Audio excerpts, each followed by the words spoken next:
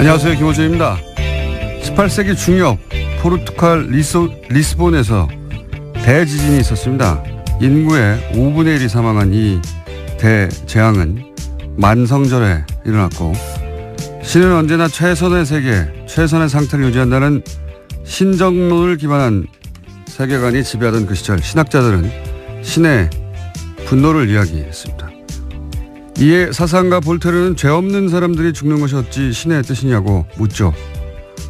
훗날 사가들은 이 리스본 대지진이 신의 징벌인가를 두고 당대 사상가들이 벌였던 논쟁을 근대의 시작이었다고 평합니다. 모든 것을 하늘의 뜻으로 받아들였던 시대에서 인간의 이성과 합리가 그 역할을 대신하는 시대로 그렇게 넘어간 거죠. 자유한국당 유호의 최고위원이 포항지진을 문정부에 대한 하늘의 준엄한 경고라고 했습니다. 류 최고위원은 포항 시민이 첨보를 받았다는 게 아니라 그런 말이 아니라고 해명을 했죠.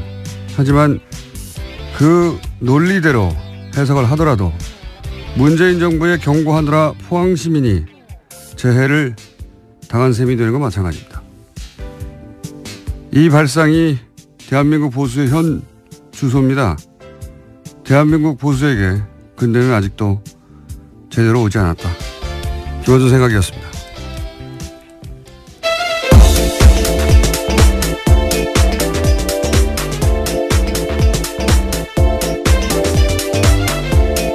시사인의 김은지입니다. 자, 오늘도 달려볼까요? 네, 다스는 누구 겁니까? 관련된 소식을 가장 먼저 전해드리겠습니다. 요즘 이 뉴스가 여기저기서 자꾸 나오고 있어요. 예. 네, 이명박 전 대통령의 아들 이시영 씨가 다스 핵심 납품업체 한 곳을 또 인수했다라고 어제 JTBC가 보도했는데요. DMI라는 곳입니다.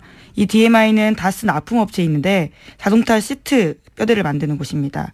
다스 핵심 관계자의 말에 따르면요. DMI 등은 리틀 다스로 불린다라는 건데요. 또 이 DMI는 설립 이후에 흑자 경영을 해오다가 지난해 갑자기 14억 원의 적자를 기록했습니다. 그러면서 매입 가격을 낮추기 위해서 회사를 어렵게 만든 게 아니냐라는 의혹이 나오고 있다고 합니다.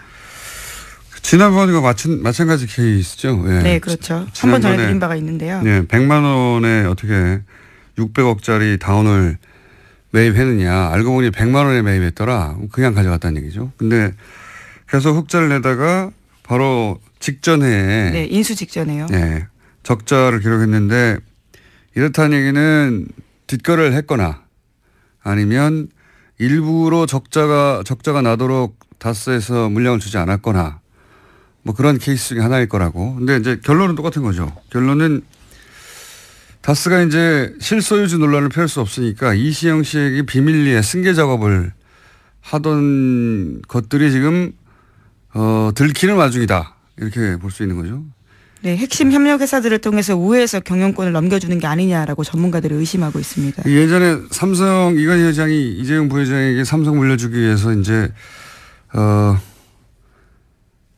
16억이었던가요 그때? 예. 굉장히 적은 돈이었죠. 예, 16억을 상대적으로. 예, 한 번 주고 그 돈을 종잣돈으로 계속 불려서 전환사채나 이런 방식으로 결국은 이제 몇 조를 만들어서 삼성 전체를 먹게 하는 방법을 사용했는데 이게 크게 문제가 되니까 다른 재벌들은 다른 방법을 쓰기 시작했어요. 그중에 이제 지금 다스가 흉내내고 있는 것은 재벌 2세, 3세 혹은 뭐 4세에게 회사를 하나 세우게 한 다음에 그 회사에게 그 재벌에서 일감을 계속 몰아주죠. 그리고 인수합병을 통해서 등치를 계속 키워서 결국은 본사를 거꾸로 먹는 방식인데 왜냐하면 이렇게 하면 증여세를 피할 수가 있거든요. 예. 대표적으로 이 방식으로 거론되는 게 현대글로비스입니다. 예.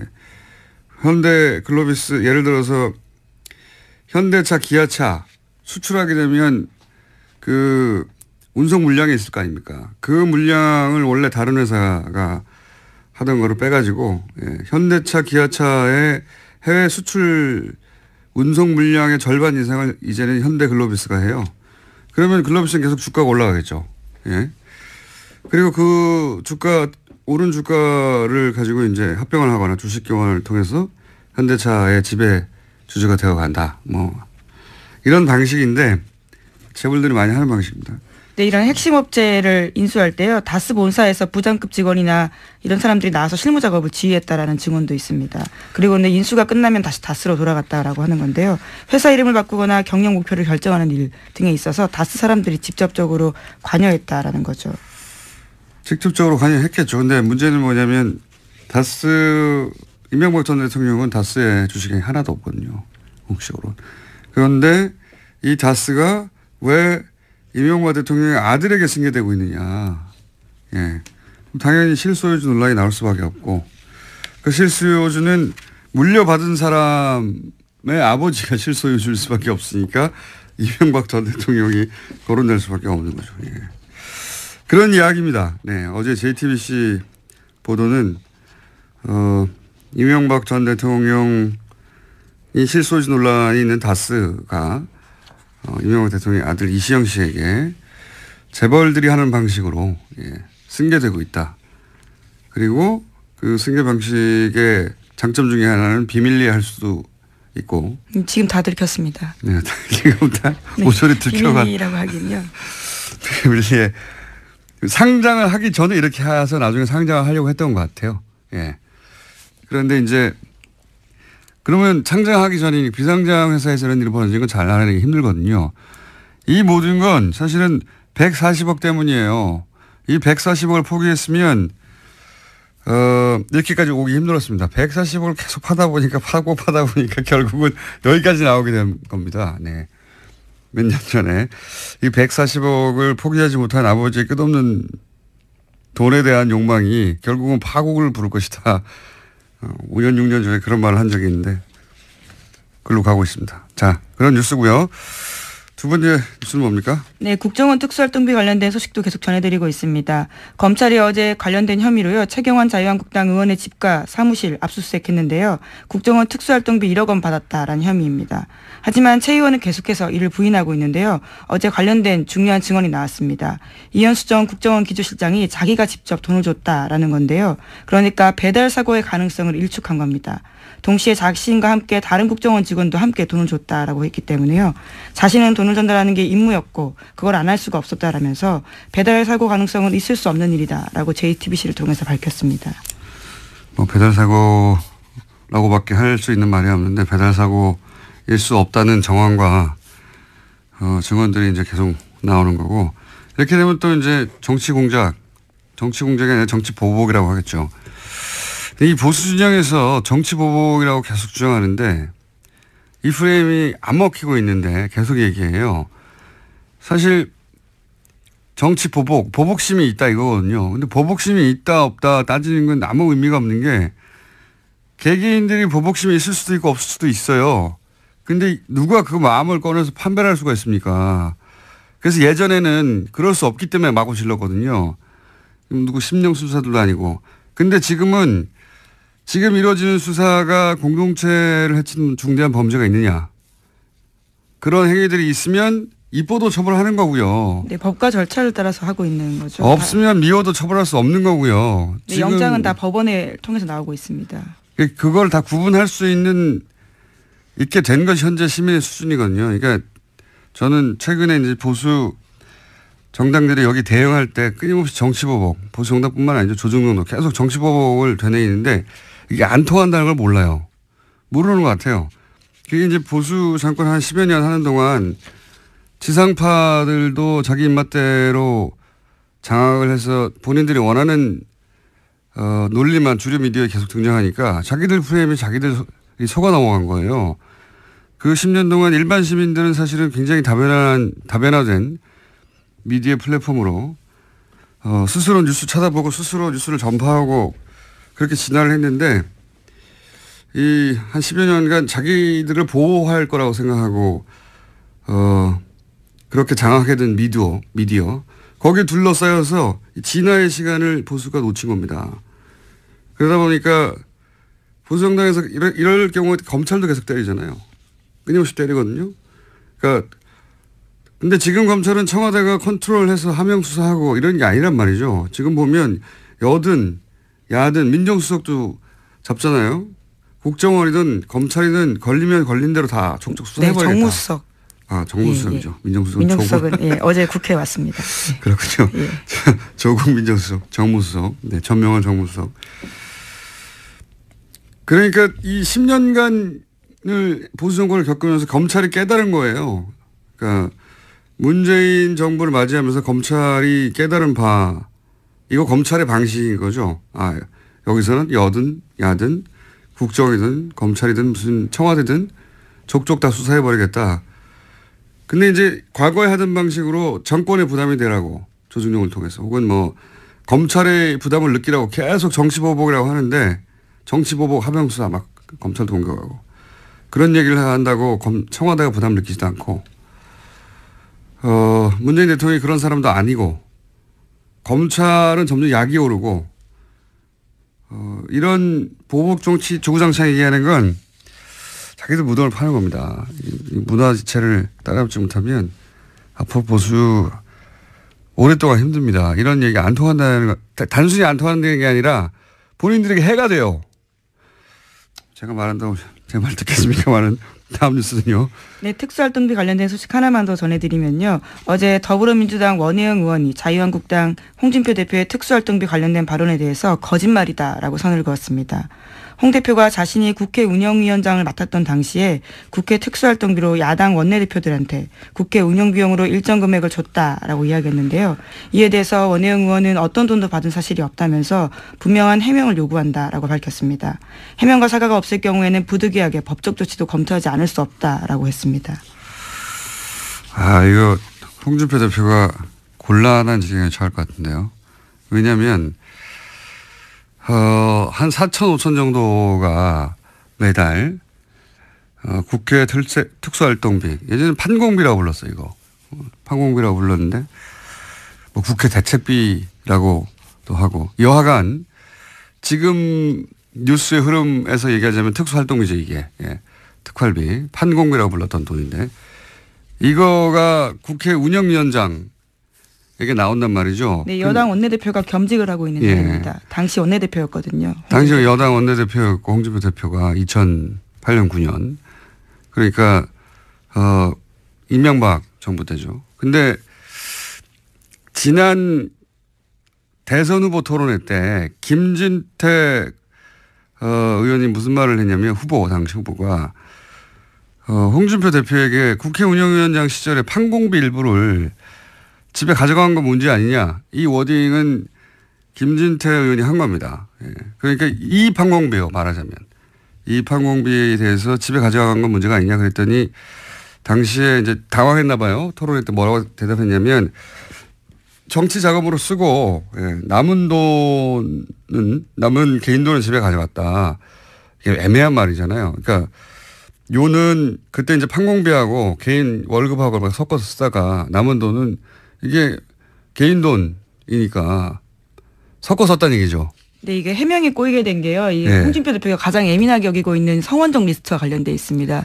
2015년 당시의 일에 대해서 해명하면서 처음부터 그렇죠. 발이 꼬였거든요. 왜냐하면은 지금 1억 2천 그때 당시에 이제 그 대선 후보 출마하면서 기탁금 1억 2천이 어디서 났느냐. 그 돈이 어떻게 마련되어 있느냐를 해명을 하던 와중에 끝에 이 얘기가 나오거든요. 그러니까 국회 운영위원장 시절에 판공비 일부를 유용한 게 아니냐는 의혹은 당내에 있었나 봐요. 그러니까 거의 8, 9년 지난 다음에 그 얘기가 나왔겠죠. 어쨌든 이 특활비 문제가 다시 논란이 되니까 그로부터 7개월, 8개월 있다가 이제 페이스북에 올린 내용이 뭐냐면 한 4, 5천 나오는데 그중에 정책위 의장에게 정책개발비로 1,500만 원을 주고 원내 행정국에 700만 원을 주고 원내 부대표단에게 10명에게 격월로 100만 원씩 주고 그러면 매월 500만 원 썼다는 얘기거든요. 이렇게만 하고 나면 이 합이 2,700밖에 안 돼요. 그러면 1,300만 원, 5천만 원이면 2,300만 원이 비는 겁니다. 그 비는 거를 메우려고 하다 보니까 야당 원내대표들에게 줬다라고 얘기를 했는데 야당 원내대표였던 당시 원혜영 의원이 나는 못 받았다 해버리니까 돈이 비는 겁니다. 지금 1,000만 원 이상이 매달. 그래서 이 말과 대선 후보 토론회 때 이야기가 다시 이렇게 맞물리게 된 거예요. 이 얘기를 왜 안 하나 모르겠는데 그러니까 이 이야기는 단순히 지금 판공비 중에 일부를 원내대표한테 줬는데 못 받았다고 한다가 아니라 그 남은 돈을 집으로 가져간 게 문제가 아니냐는 6개월, 7개월 전에 대선 후보 토론 때 김진태 의원의 지적하고 맞물려서 남은 돈을 집으로 가져갔나 하는 의혹이 생기게 되는 이거 제가 보기에는 큰 문제가 될 수 있을 것 같습니다. 아마 7개월, 8개월 전 얘기가 생각이 안 나서 아직 기사화가 안 된 것 같은데 기자들이 곧 묻게 될 것 같아요. 이 문제는. 위기입니다. 대표. 다음 뉴스는요. 네, 한겨레 21이 2012년 12월 국정원 댓글 사건이 발각된 직후에 국정원과 경찰 핵심 인물 10명이 전화와 문자를 주고받은 내역을 입수해서 분석했습니다. 이들은 12월 11일부터 엿새 동안 휴대전화 번호 14개를 사용했는데요. 그런 다음 서로 다른 500개가 넘는 번호를 통해서 총 3,300여 번 가까이 연락을 주고받았습니다. 분석한 결과에 따르면 예상대로 국정원, 경찰, 새누리당의 통화 내역이 나왔는데요. 여기에 새롭게 나온 게 있습니다. 청와대인데요. 이명박 정부의 청와대 시절에 여러 가지 통화를 했다라는 지점들이 나오는데 이와 관련되어 있는 인물들이 하금열 청와대 비서실장, 이달곤 청와대 정무수석, 이아무개 청와대 비서실장 선임행정관 등입니다. 그게 나오는 게 정상이죠. 예. 나오는 게 정상이죠. 네, 지금까지 밝혀지지 않았던 사실이라서요. 네, 청와대, 국정원, 경찰, 새누리당의 커넥션이 있지 않겠냐라고 당시도 이야기했었고, 예. 근데 이제 그 울증이 이제 처음 나온 거죠. 예. 왜냐하면 한 달 전쯤에도 얘기했던 것 같은데 서로 입을 맞추지 않으면 있을 수 없는 일이죠. 대선 후보 토론회 때 당시 박근혜 후보가 문재인 후보에게 그 국정원 여직원한테 수사 결과 아무것도 안 나오면 책임지라 그런 말을 하고 나서 토론회 끝나자마자 경찰이 아무것도 안 나왔다고 발표를 하죠. 중간 수사 결과. 심지어 중간 수사 결과 발표라고 이야기했습니다. 말도 안 되게. 예. 그리고 곧 이어서 국정원에서는 고소고발을 하죠. 예. 바로 보도자료를 내고요. 관련된 사실에 대해서 공박을 시작했습니다. 이게 1년의 순서대로 주르륵 이어진 거거든요. 예. 그거를 짜지 않고 어떻게 했겠냐. 이 사실은 저는 이게 아주 큰 수사 대상이라고 보는 것이 그랬다는 얘기는 당시에 청와대, 경찰, 국정원이 명백하게 대선에 개입한 거거든요. 선거 개입. 요 선거 개입 건만으로도 큰 건이 됩니다. 이 국정원과 청와대와 국정원과 경찰과 새누리당이 각각 한 몸으로 대선에 개입했다는 얘기잖아요. 실제 특정 사건을 아무런 혐의가 없다고 발표를 중간에 근거 없이 해버리고 국정원은 거기 고소고발을 한다고 하고 대선 후보는 거기에 맞춰서 토론을 하고 질문을 하고 이거 수사해야 됩니다. 제가 왜 이런 얘기를 꼭 하냐면 제가 아직도 거의 6년치 3도 노출로 재판을 받고 있거든요. 공직선거법 위반 혐의로 그러니까 이게 있죠. 이런 걸 보면 화가 나요. 이렇게 거대하게 선거 개입을 하고 공직선거법을 위반했는데 이 사람들은 아무도 처벌을 받지 않고 저는 아직도 재판을 받고 있다는 게. 네, 당시 청와대 인사 중에 가장 통화가 많았던 사람이 이달곤 수석이었는데요. 차문희 2차장과 엿새 동안 6차례 통화했다고 하지만 자신의 해명이 이렇습니다. 자신은 그 사람을 아예 모른다라는 거고요. 누구 전화가 스스로 통화했나요? 뭐 모른다고 하겠죠, 다들. 네. 자, 이거 수사해야 한다. 저는 강력하게 주장하는 바고요. 네, 재수사를 해야 된다는 말씀이신 거죠. 이미 한 번 수사를 해서 관련된 내용들을 경찰청, 서울경찰청 쪽 사람들은 뭐 혐의를 턴 적이 있거든요. 네, 공소시효도 끝나서 사실 제가 주장한다고 될 일은 아닌데 저는 아직도 수사 재판 받고 있어서 이거하고 비교할 수도 없는 일인데 자, 그건 그렇고 시간이 거의 다 돼가지고 이거 너무 길게 얘기했네요. 예. 제목을 2개 읽고 짧게 논평하고 지나가죠. 네, 그러시죠. 5.18 민주화 운동 관련돼서 계속 알려드리고 있는데요. 이번에는 5.18 민주화 운동에 북한군이 개입했던 증거라면서 극우 인사 지만원 씨가 내놓은 사진이 있습니다. 이와 관련해서 SBS가 보도를 했는데 지만원 씨가 주장했던 북한군 사람이라고 하는 것은 남한 시민이었다라고 하는 건데요. 하지만 이 사진첩은 기무사의 비공개 사진첩에 있었다라고 합니다. 이런 걸 보면 사실은 5.18 이 북한의 소행이었다고 하는 프레임, 이 프레임은 그냥 우발적으로 혹은 뭐 누군가 개인의 소신에 의해서 주장한 게 아니라 군 혹은 뭐 국정원 그 정보기관을 통해서 왜냐하면 박근혜 정부 시절에는 탈북자라고 정체를 모를 사람이 나와서 TV조선에서 종편에서 그런 주장을 많이 했습니다. 종편에서 그런 주장 되게 많이 했거든요. 예. 근데 그때 쓰였던 근거 자료로 하며 나왔던 사진이 이게 이제 기무사 비공개 사진첩에 있었다는 거 아닙니까? 그렇다는 얘기는 아마도 당시에 군이 찍은 사진, 뭐 보안사가 찍은 사진이 이 민간인에게 제공됐다는 건데 이거 뭐 지만원 씨가 기무사에 침투해가지고 뺐을 리도 없고요. 자신의 해명이 있는데요. 해당 사진은 언론사 데이터베이스에서 군 기록을 받았다. 변호사를 통해서 받았다라는 건데요. 어떤 언론사인지 변호인인지는 밝히지 않았습니다. 밝힐 수가 없겠죠. 언론사 얘기 없을 테니까 처음 나온 사진인데. 그러니까 북한 사주서를 주장하는 게 단순히 개인의 혹은 뭐 한 사람의 극우 인사가 한 말이 아니라 이렇게 국가기관들이 끊임없이 그렇게 이명박 박근혜 시절에 유포하려고 했던 공작 중의 일부였다라고 저는 보고 이것도 역시 수사 대상이다. 수사 대상 너무 많아요. 지금 서울중앙지검이 수사를 꽉 차 있는 걸로 아는데 기억해뒀다가 제가 앞으로 한 1년 동안 계속 주장할 예정입니다. 수사 대상이라고 하는 거 좀 기억해 주세요. 네, 국방부 5.18 특위 같은 경우에도 37년 만에 본 문서라고 하는데요. 그것을 지만원 씨가 가지고 있었던 거죠. 말이 안 되는 거죠. 5.18 단체에서도 모르던 사진을 어디서 언론사에서 샀습니까? 말도 안 되는 거죠. 또 있나요? 네, 트럼프 대통령 소식만 하나 전해드리겠는데요. 트럼프 대통령이 26일까지 추수감사절 휴가 보냅니다. 그래서 마라라고라는 리조트를 가게 되는데요. 오히려 참모들의 근심이 깊어지고 있다고 합니다. 또 협의되지 않은 트위터를 써서 오히려 문제가 생길까 걱정하고 있다는 겁니다. 트위터에 대해서는 그 참모진들이 인터뷰를 따로 몇 번 했어요. 언론들이 계속 물어보니까 우리는 대통령을 팔로우하지 않는다. 그다음에 대통령 트위터대로 정책을 하는 건 아니다. 이런 해명을 여러 번 했어요. 여러 번 했는데 최근에도 그 풀려난 농구 선수를 공격해가지고 또 논란이 되지 그렇죠. 않았습니까? 예, 중국에서 명품을 훔쳐 체포됐다가 풀려났던 UCLA 농구 선수 있는데요. 그 선수들을 향해서 그냥 감옥에 뒀어야 된다라는 트윗을 올렸습니다. 왜냐하면 그 선수 중에 아버지 중 한 명이요. 트럼프 대통령 한 게 뭐냐 이렇게 이야기했거든요.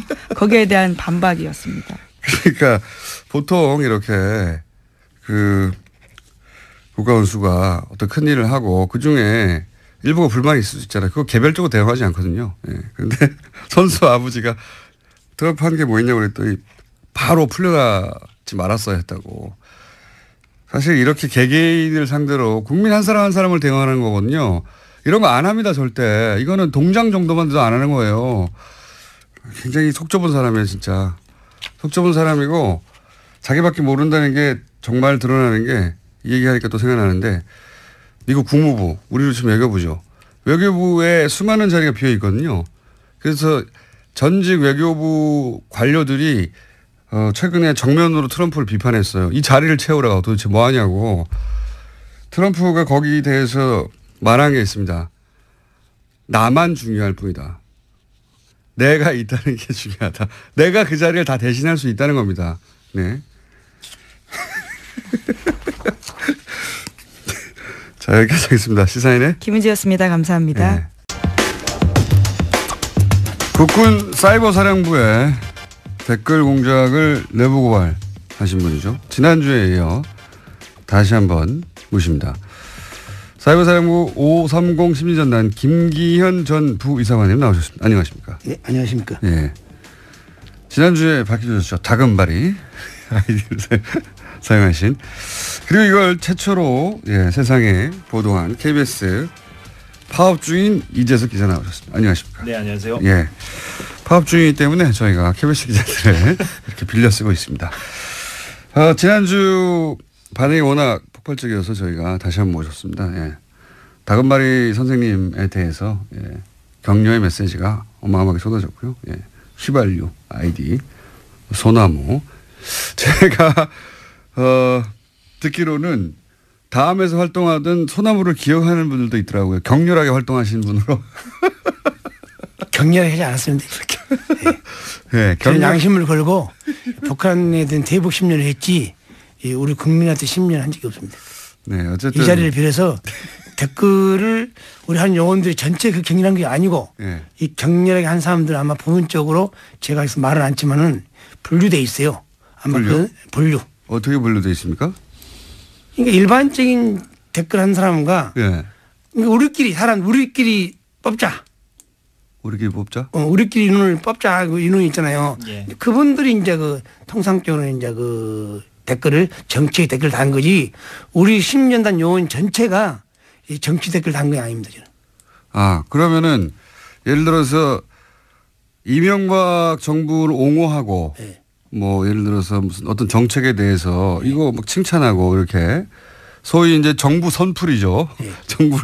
정부를 옹호하는 댓글을 다는 팀과 그게 아니라 야당을 공격하고 뭐 야당 그 특정 지역을 비하하고 이런 댓글을 다는 팀이 따로 있었어요? 그러니까 저는 이제 어렴풋이 예. 그 야당을 비하한다는 그 눈치를 채고 소문은 알았지만은 예. 저는 제가 안 하니까 아하. 그걸 모르죠. 통상적으로 그때 몰랐었는데. 우리가 어떻게 되냐면은 이 분포도가 있어요. 분포도. 심리도, 국방, 예. 군사, 어허. 안보, 예. 한미동맹, 예. 기타. 아, 담당이 이렇게 나눠져 있어요? 그렇게 이제 코드를 그 심리형 코드가 나눠 있죠. 이렇게 분류가 거기에 입각해서 있는데 예. 이 이제 사건 그 분류 들어가지 않는 정치팀이 있었다는 거죠. 그러니까 그것을 이제 아마도 그 당시는 이제 그 조직에서 소문이 예. 나오기는 저는 이제 경기를 하니까 예. 주로 정치 댓글은 그 이제 일단 별동네라나 별동대가 따로 있었다. 그런 용어이 많이 한다는 걸 들었는데 예. 저 수사를 보고 나서 이제 알았죠. 터지고 나서 그러니까. 근데 그 일부 요원들은 그야말로 정책 측면 지원을 한 거이지 야당한테 그 뭐 비한다든가 특정 정치를 비한다는 저는 몰랐어요, 솔직히. 그때는 당시에는 모르셨고 네. 별도의 팀이 존재했다. 네. 그런데 나중에 보니까 팀이 존재했다. 그래서 소문이 있었는데 그 사람들은 따로 뽑았다고 말씀하시는 아니, 거군요. 뽑는 것이 아니고 거기 안에 내에서도 안에 내에서도 성분을 분류를 하는 거죠, 약간. 일단 뽑아놓고 성부를 이제 직원이 이제 우리가 처음에 출발할 때는 예. 60명 출발했으니까 예. 이제 거기 보강될 때도 쭉 보면 들어온 걸 따라서 이제 인원의 성향을 좀 분석하는 거죠. 예. 저 사람 반항성이 있다, 없다. 아, 사이버 사령부 내의 이 심리전단 안에서도 다시 성분 분석을 했다. 네. 그래서 그 사람들에게만 이런 정치 댓글을 시켰다. 그렇죠. 그렇습니까? 예. 네. 그 보안을 유지하기 위해서. 그걸 어떻게 아셨어요? 저는 이제 그런 어렴풋이 눈치는 어떻게 채셨어요? 어렴풋지 않은 내가 아침에 가서 이제 검색을 하죠. 예. 검색을 하는데 이상하니 우리 아이디가 눈에 튀는 아이디가 나온 거예요, 저한테. 네, 우리 아이디가 나왔는데. 거의 아는 아이디가. 예. 근데 뭐 전라도띠 홍어새끼. 전라도 홍새끼라는 거를 아는 아이디가 쓰고 있더라. 많이 보이는 아이디가. 예, 예. 이거 혹시 우리 요원들 아니나 그 의심을 맞았는데 여기 사건이 터지고 수사가 진행되니까 그걸 다 우리 요원들이 했더라고요. 어허. 그러니까 이제 네. 매우 노골적인 그러니까 야당 정치인들을 비난하고 특정 지역을 비난하는 그런 매우 노골적인 아주 저질의 댓글을 다는 요원들은 별도로 또 아주 있었다. 별도로 좀 관리가 돼 있었고 김 선생님 같은 경우는 일반적인 댓글. 일반적인 댓글 예를 들면 이제 제주 해군기지라든가 네. 4대강이라든가 근데 이것도 하시면 안 됩니다. 엄밀히 얘기하면 그렇죠. 그것도 본인의 정체를 숨기고 이제 하신 거라서 군이 예. 청와대 정책을 홍보하실 이유는 없어요. 없는데 표정이 또 저는 그래서 김 선생님도 이제 저한테 이제 고백하시기로는 네. 본인도 이제 그 책임에서 자유로울 수 없다라고 이제 말씀을 하신 건데 그러나 다만 이제 분명히 해둘 것은 좀 구분이 좀 필요하고 또 김 선생님 같은 경우는 이제 아주 이제 논리적으로 이제 그런 어떤 국방부의 어떤 논리라든가 군의 논리를 이제 그 작업을 그러니까 하신 거예요. 최초에도 정책 측면이라 했지만은 군사, 예. 국방, 예. 한미 군사 동맹 예. 그런 내용만 정책 측면을 하는 거지. 예. 우리가 4대강 뭐 4대강이나 뭐 예교나 그런 정책 측면은 본래는 내용이 없었어요. 원래는 안 했는데 없는데 점점점 그런 게 그것이 들어왔으니까 보니까 점점 퇴색에 간 것을 이유를 보니까 계속 저쪽에서 불러요. 저쪽이라 하면 청와대요? BH에서. 청와대. BH 부르면 사람들이 왔다 갔다 해요. 예. 아마 거기서 비공식적으로 점점 오다를 받아갔지 않았느냐. 맨 처음 출발할 때는 군과 관련된 군 정책 관련된 트윗만 그 댓글만 달았는데. 그렇죠. 제가 그 볼 쓰니까 팩트가 나오면요. 네. 국방, 네. 군사, 안보 네. 거기다가 한미 군사 동맹. 요 영역만 하다가. 네, 하다가 점점 일반 정책까지 넘어가기 시작했다. 네. 근데 그게 청와대를 왔다 갔다 하면서 점점 그렇게 변한 것이다. 저는 그것을 몰랐죠. 예. 보고서를 내가 그렇게 쓰니까. 네. 근데 그것이 내용을 사후에 밝혀진 걸 봐가지고는 이런 것도 했구나. 그걸 느꼈고. 그러니까 다른 사람들이 어떤 댓글을 다는지는 정확하게는 몰랐군요. 서로는. 네. 그리고 네. 나한테 그 모 사령관이 네. 정치인들을 비하하는 것을 안 했으면 좋겠다고 그러더라고요. 정치인들을 비하는 하지 말라고. 큰일 난다고. 네. 그런 말씀을 했는데 왜 이 사건이 터졌는가는 이해를 못 하겠어요. 지금도. 일부 그러니까 아주 내밀하게 진행된 거군요. 그러니까 사령관도 모르게 네. 일부 저쪽과 라인을 꽂아서 했지 않냐 그런 의심이 가더라고요. 저희 사령관님께서 진짜 나한테 그러더라고요. 나도 김 선생, 이거 뭐 김광진 그런 정치인 안 했으면 좋겠어. 김광진. 네. 그거 안 했으면 분명히 들었어요. 그렇게 안 했는데 이것이 야당 국회의원 공격하고 네, 안 했으면 좋겠다. 정치에 오래된 사항은 하지 말라는 걸 분명히 들었는데 네. 그것이 어떻게 진행되는 걸 모르겠어요. 그러면 그 일을 했던 사람들 나중에 알고 보니 요 사람을 했구나. 그런 사람들은 어떻게 선발된 거라고 보십니까? 아마 그 안에서 이제 선발된 인원은 네. 그냥 일반적으로 뽑습니다. 그러니까 제 말은 그 일을 하는 사람만 따로 했다고 하셨잖아요. 그것이 아니고 네. 이거 뽑대 인원 선출해가 우리 인원이 조직원이 있는데 네. 거기서 이제 그 일과 업무 시간 좀 파트가 있죠. 저는 지원 업무, 네. 또 검색 업무, 네. 작전 업무, 미디어 업무가 있잖아요. 네. 그럼 통상적으로 작전 업무를 담당한 30명이가 했지 않나. 그 30명을 어떻게 선발했냐 이 말이에요. 제 말은.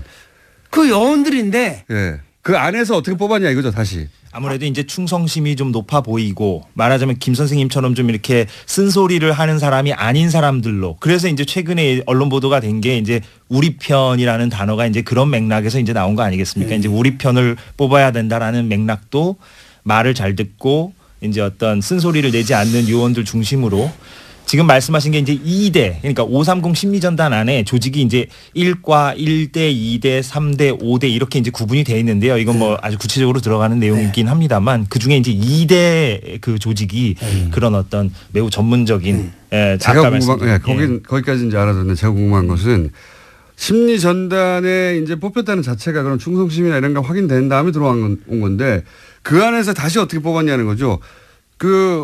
김 선생님 모르시는 거 보면 본인은 그런 시험을 본 적이 없는 거 아니에요? 그 안에 들어가는.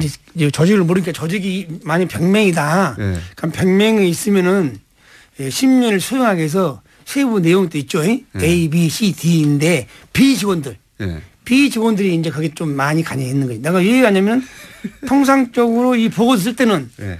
국방, 군사, 안보, 한미 군사 동맹을 썼는데 어떻게 그 청와대 보고할 때 그런 보고서 나왔냐 이게니까. 그러니까 본인이 모르는 코드로 작업한 사람들이 있었다는 거잖아요. 네. 보고서를 쓸 때 보니까 이거 누가 어떻게 작업했지? 제가 궁금한 건 그 30여 명의 이 팀은 그 안에서도 어떻게 선발했냐 이겁니다. 제가 궁금한 건 선생님은 왜 못 들어가셨어요 거기에? 저는 거기 높은데 못 가지 그러니까. 어떤 특정 시험을 봤다거나 이런 건 아니고 네. 그 2대의 그 조직원들이 그 활동을 어떻게 하게 된 거죠. 결과적으로 주도적으로 그렇게 하게 된 겁니다. 그러니까 그 2대 대장을 필두로 해서 무슨 뭡니까? 특별청 신원조회를 해가지고 뭐 그 안에 뭐 특정 지역만 선발한다든가 아니면 뭐 특정 대학만 선발한다든가 뭐. 근데 그 당시 볼 때 그 작전 담당하고 우리 이제 단장하고 그 요원들 면담을 많이 하더라고요. 면담을 쭉 관찰해가지고 여기는 보안 유의 되겠다. 그러니까 투입시키는 거죠. 그래서 뭐 별도로 뽑는 것이 아니고. 별도로 뽑지 않는다는 거 알겠는데 이 똑같은 질문을 여러 번 하는데 그 안에서 어떻게 선발하느냐. 선발하는데 선발은 제가 그 구체적으로 여쭤볼게요. 혹시 그 지역 분들은 예를 들어서 경상도 분만 뽑는다든가 아니면 무슨 육사 출신만 뽑는다든가 아니면 무슨 어디 후배들만 뽑는다든가 그런 게 있었어요? 그 팀은 가만히 보니까 주로 이제 눈을 쭉 보니까 참 이런 말 하면 안 되겠지만 내가 하세요. 이제 좀 지역도 많이 고려한 것 같더라고요. 아 그렇군요. 예. 아니 간단한 질문인데 이거 10분째. 그러니까 이제 특정 지역만 골라낸다든가 뭐 특정 출신만 골라낸다든가. 특히 이제 충성심이 강한 사람. 알겠습니다. 단편지로 말하면. 그러니까 특정 지역을 주로 선발해서 그 지역에게 그 지역 감정을 유발하는 댓글을 쓰게 만들고 정치적으로 그런 일을 시킨 거잖아요. 아주 사악한 거예요. 예. 그런데 제가 말씀드리고 싶은 것은 정치 댓글은 정책 측면 전환한 것은 있지만은 정치 댓글을 이렇게 정치인들이 막 부각된 걸 보고는 내가 놀랐어요. 그것은 아마 은밀히 이 다른 배치하고 협조를 했지 않냐. 왜? 거기를 아따가 되기 때문에. 네. 그러니까 그 보고서를 만들면은 누가 승인해주고 보는 사람이 있으니까 그걸 만들지. 그렇죠. 뭐다 이걸 보고를 합니까? 그 정치인들 그 누트나게. 네. 신문도 아닌데. 네. 그럼 그건 내가 봤을 때는 그 정황으로 봐서는 반드시 뭐 김강진이나 야당 의원들 폄하한 것은 오다를 받았고 했지 국방부 장관이나 그런 오다한 건 없는 거 아닙니까? 그러니까 국방부 혹은 심리전단이 스스로 판단해서 정책을 한 게 아니라 정책을 본인의 경험상 틀림없이 청와대 오다에 의해서 실시했을 것이다. 그렇죠. 왜냐하면 네. 청와대를 아따갔다 하는 내용을 봤으니까. 난 지금이라도 그분들이 장관님을 무시하고 지휘체계를 무시하면서 PH를 다녔기 때문에 나는 PH에서 누가 불러서 거기를 갔다. 가서 무슨 회의를 했고 무슨 오다를 받아왔다.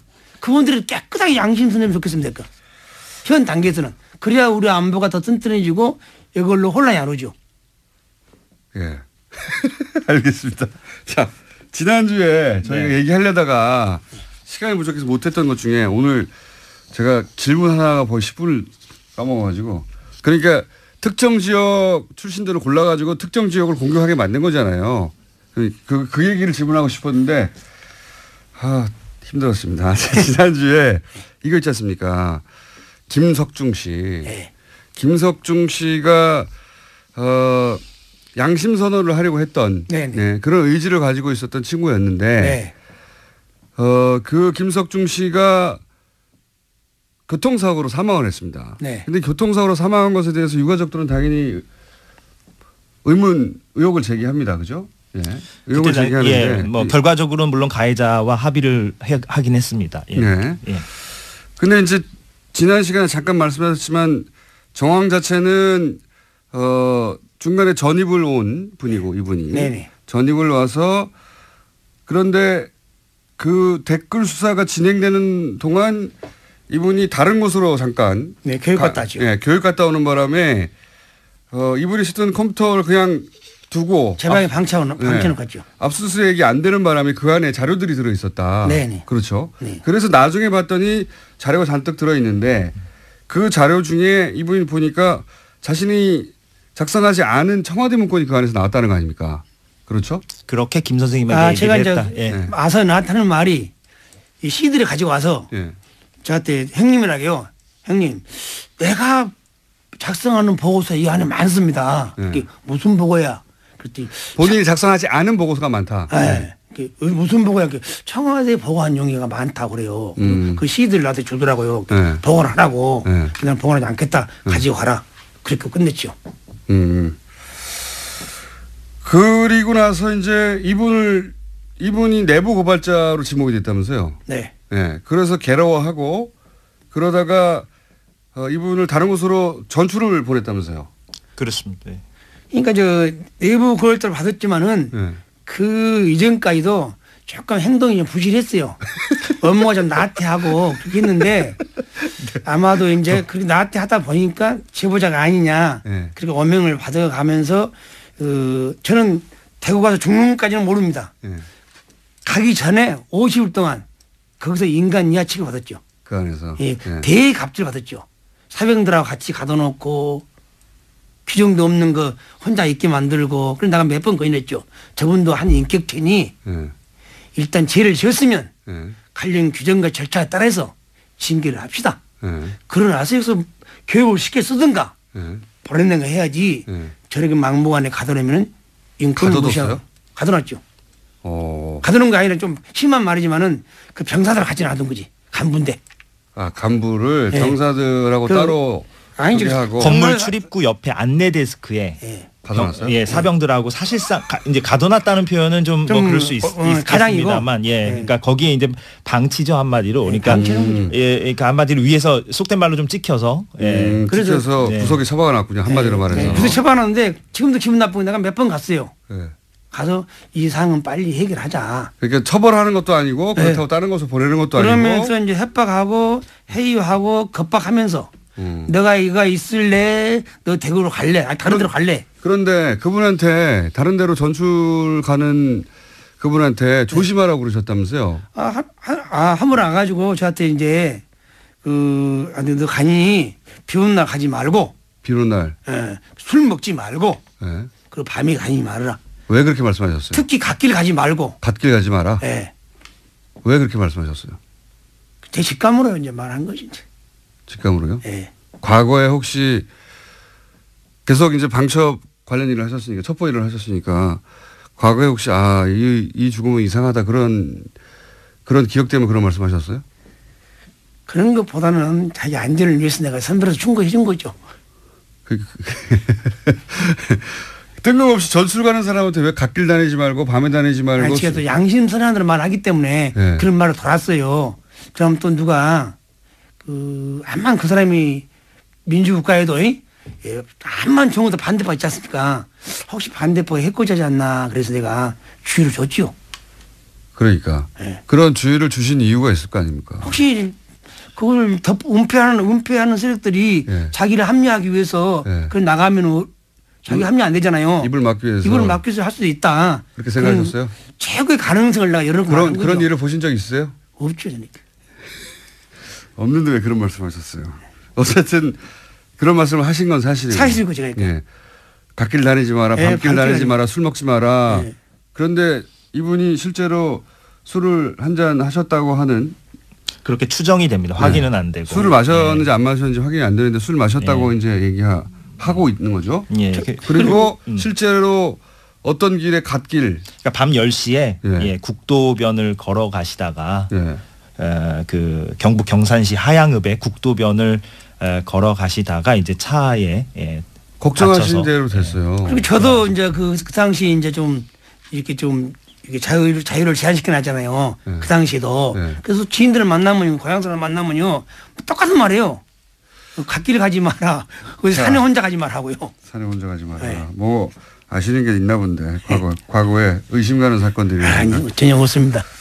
근데 이 사건 자체를 좀 취재를 해보면 지금 말씀하신 대로 국도변에서 지금 경찰 얘기로는 근데 이제 경찰도 아는 게 별로 없는 게 헌병대가 수사를 담당해가지고 그죠? 그러니까 사건 다음 날에 이제 군무원이 숨진 사건이니까 헌병대가 현장에 와서 현장 조사를 하고 그랬죠. 그래서 이제 사실상 이제 인계가 된 거죠 헌병대 쪽으로. 경찰이 이제 사건 당일날은 이제 당연히 신고 접수를 하고 그렇게 하긴 했습니다만 헌병대가 인계를 했는데 하양에서 대구 방향 국도 편도 2차선에서 편도 2차선입니다. 편도 2차선에서 지금 가해자의 진술에 의하면 길 한가운데를 걷고 있었다는 거죠.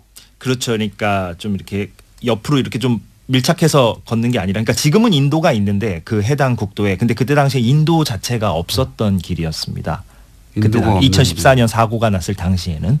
그래서 인도가 없는 국도를 이제 걷다 보면 보통 이제 잘 안 걷는 길이죠, 당연히. 사람들이 잘 안 걷는 그런 국도였는데 거기를 이제 걷다가 이제 그 사고 차량이 이제 사고를. 근데 이제 이것도 다 그 가해 차량의 운전자 진술에 근거한 것이고. 물론 그렇습니다. 그 국도 한가운데를 이분이, 왜냐면 그 인근에 이제 사람들 얘기를 들어보면 거기는 사람이 걷는 길이 아니다. 인도가 없는 길이니까. 그래서 인도가 아예 없기 때문에 그렇다면 도로 한가운데로 걸었다는 얘기가 되는 거거든요.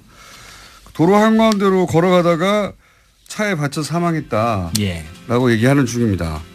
근데 그게 사실인지 아닌지 따지기가 힘들어요, 지금은. 네, 거기에 이제 뭐 CCTV가 있는 것도 아니기 때문에 일단은 그렇게 이제 결론이 난 상태입니다. 김기현 선생님, 이재석 기자였습니다. 김어준의 뉴스공장. 핫뜨거. 바른정당 이연속 2위 최고위원. 네. 당대표를 1년 새에 두 번을 뽑았는데. 투탑. 두 번을 뽑았는데 두 번 연속으로 2위를 하신 하태경 의원 나오셨습니다. 안녕하십니까. 예, 반갑습니다. 하태경입니다. 첫 번째 최고위원 때보다는 득표율이 낮죠? 낮죠. 근데 이제 뉴스공장 덕인 것 같아요. 그래도 그 대선 후보랑 붙었는데 4분의 1 득표. 예, 뭐 지난번에는 어쨌든 김무성 대표도 있고 뭐 해서 제가 명실상부한 투탑이라고 이야기는 못했는데 이제는 물론 쪼그라진 정당이긴 하지만 개혁 보수의 투탑.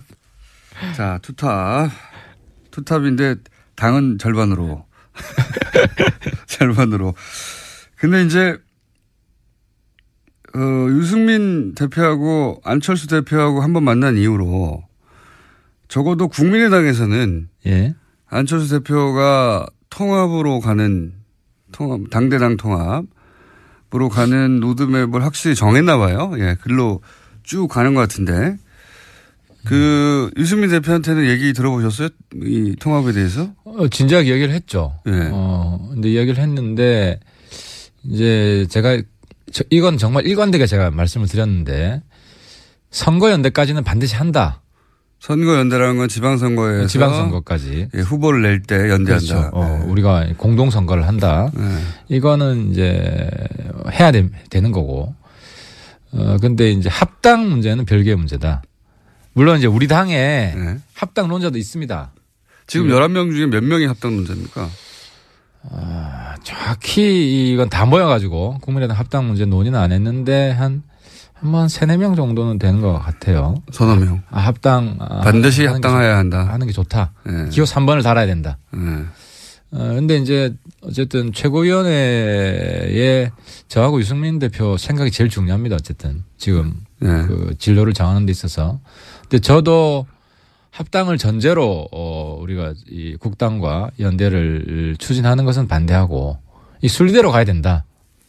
그 안철수 대표 생각은 제가 볼 때는 일종의 탑다운 방식인 것 같아요. 안철수, 유승민 만나가지고 전격 합당 선언을 하면 누가 뭐 어떻게 할 거냐. 나갈 사람 나가라. 원래 이런 생각이 있는지는 모르겠는데 물론 내부에서는 최대한 설득을 하겠지만 근데 이제 그런 방식은 부작용이 굉장히 심하다.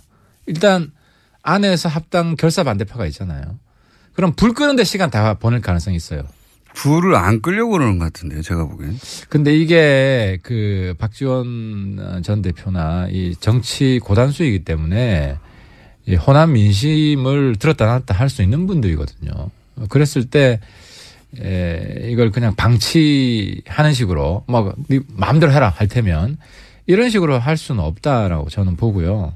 근데 그래서 어쨌든 파트너가 있는 거잖아요. 우리가 전격 합당 선언 이런 거 안 해준다. 안 해주고 선거연대까지만 하고 그다음 것은 상황을 봐서. 바른정당이 국민의당에서 예를 들어서 이렇게 이제 끝장 토론을 한다지 않습니까? 오늘. 오늘 끝장 토론을 했는데 접점이 없어요. 없겠죠, 당연히. 합의 결론이 어렵겠죠.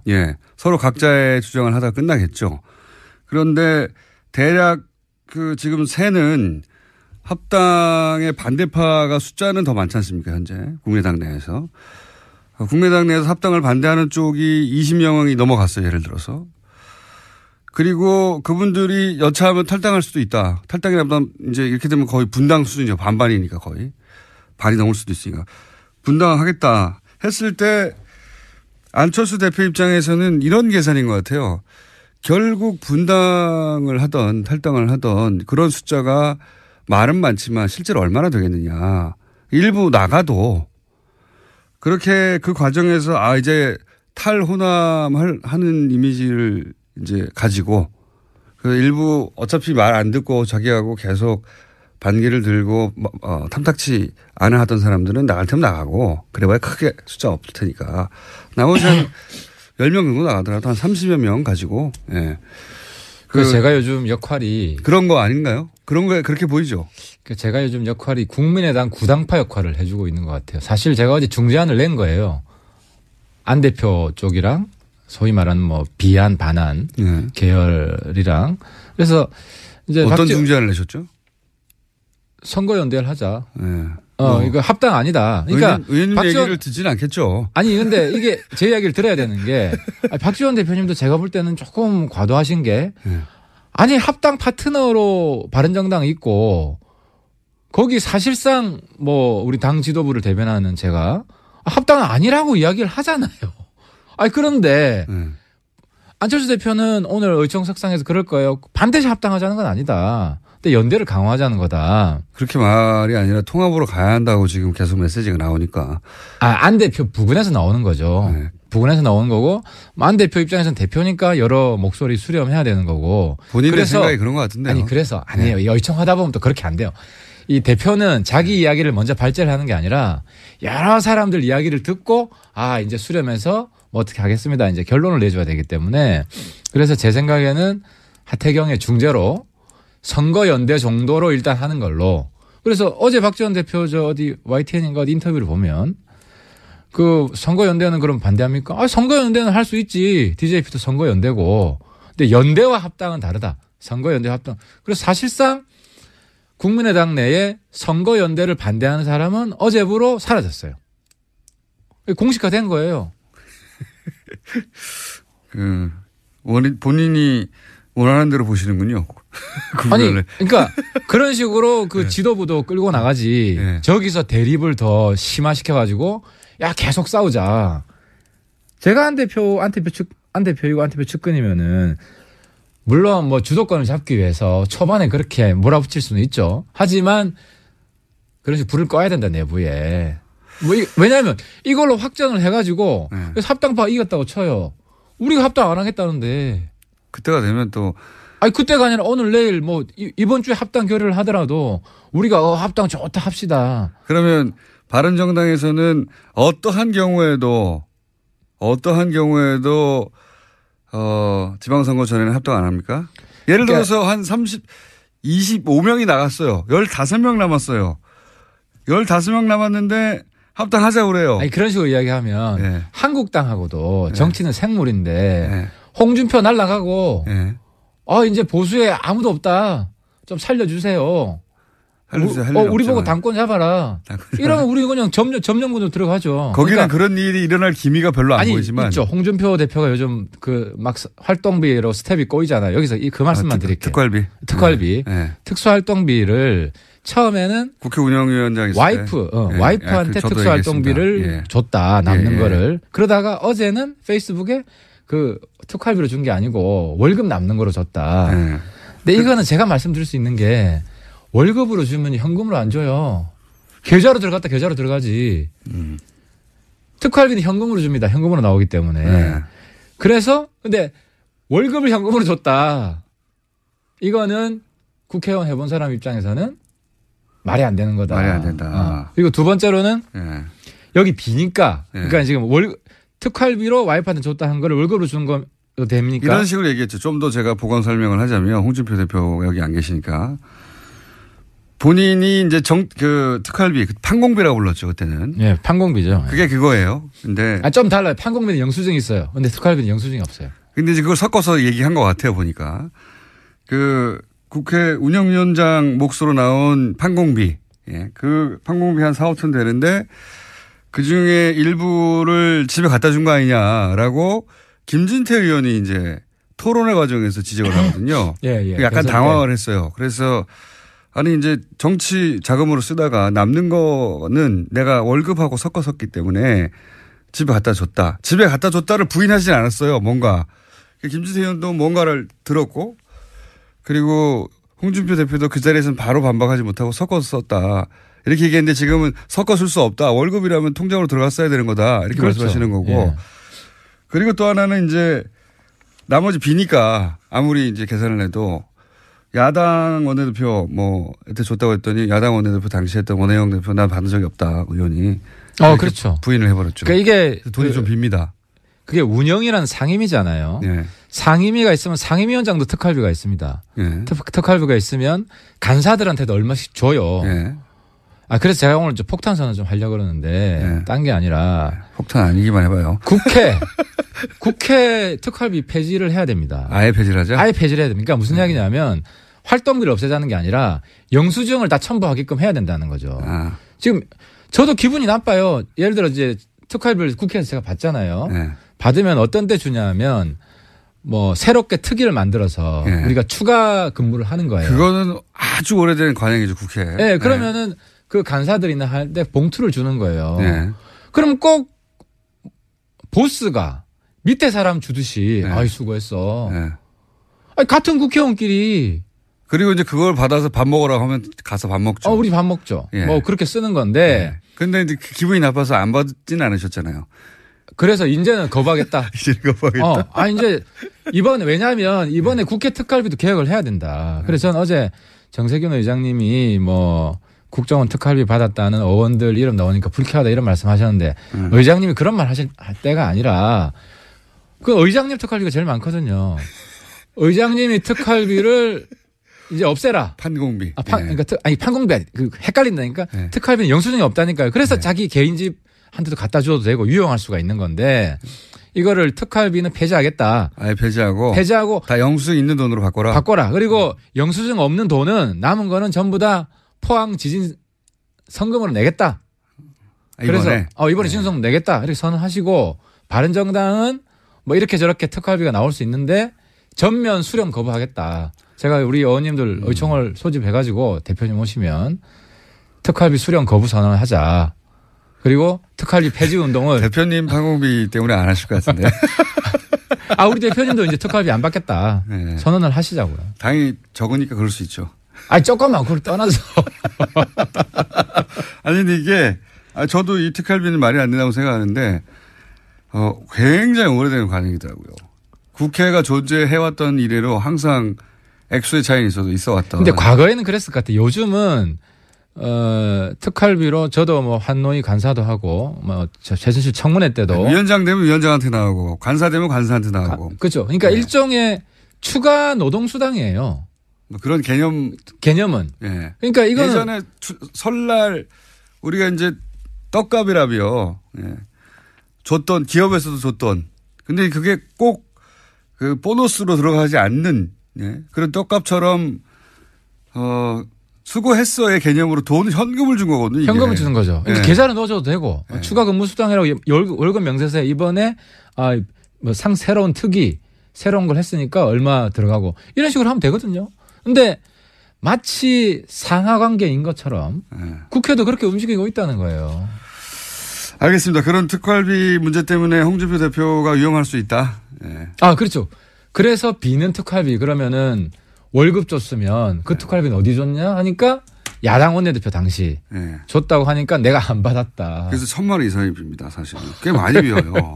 현재 설명할 수 없는 비는 게. 그러니까 이제 홍준표 대표 굉장히 지금 초조하고 뭐 쫓기고 있다는 거죠. 그래서 그렇게 똑똑한 사람이. 그런데 그거는 이제 자유한국당의 상황. 그러니까 자유한국당도 갑자기 흔들려 가지고 공백이 생기면 바른정당이 자유한국당과 합칠 수도 있다. 이거 제가 이야기했듯이 홍준표 출당되고. 그죠? 친박도 다 날아가고. 친박은 뭐 자연스럽게 적폐청산 해주고 있고. 홍준표 대표가 흔들리면 친박이 잡겠죠. 그건 아니죠. 지금 최경환 서청원은 뭐 그럴 상황은 아니고. 그러니까 이제 여러 가지 정치가 생물이라는 게 여러 가지 상황이 발생할 수 있고 거기서 정말 보수 리더가 없다. 우리 유승민 비대위 비대위 맡아서 정권을 행사해라. 절대 그런 일은 안 일어날 거라고 봅니다. 그러니까 이런 상황이 발생하면 우리는 한국당 비대위로 들어갈 수 있다는 거예요. 거기는 그 가능성이 매우 제로일 매우 낮지.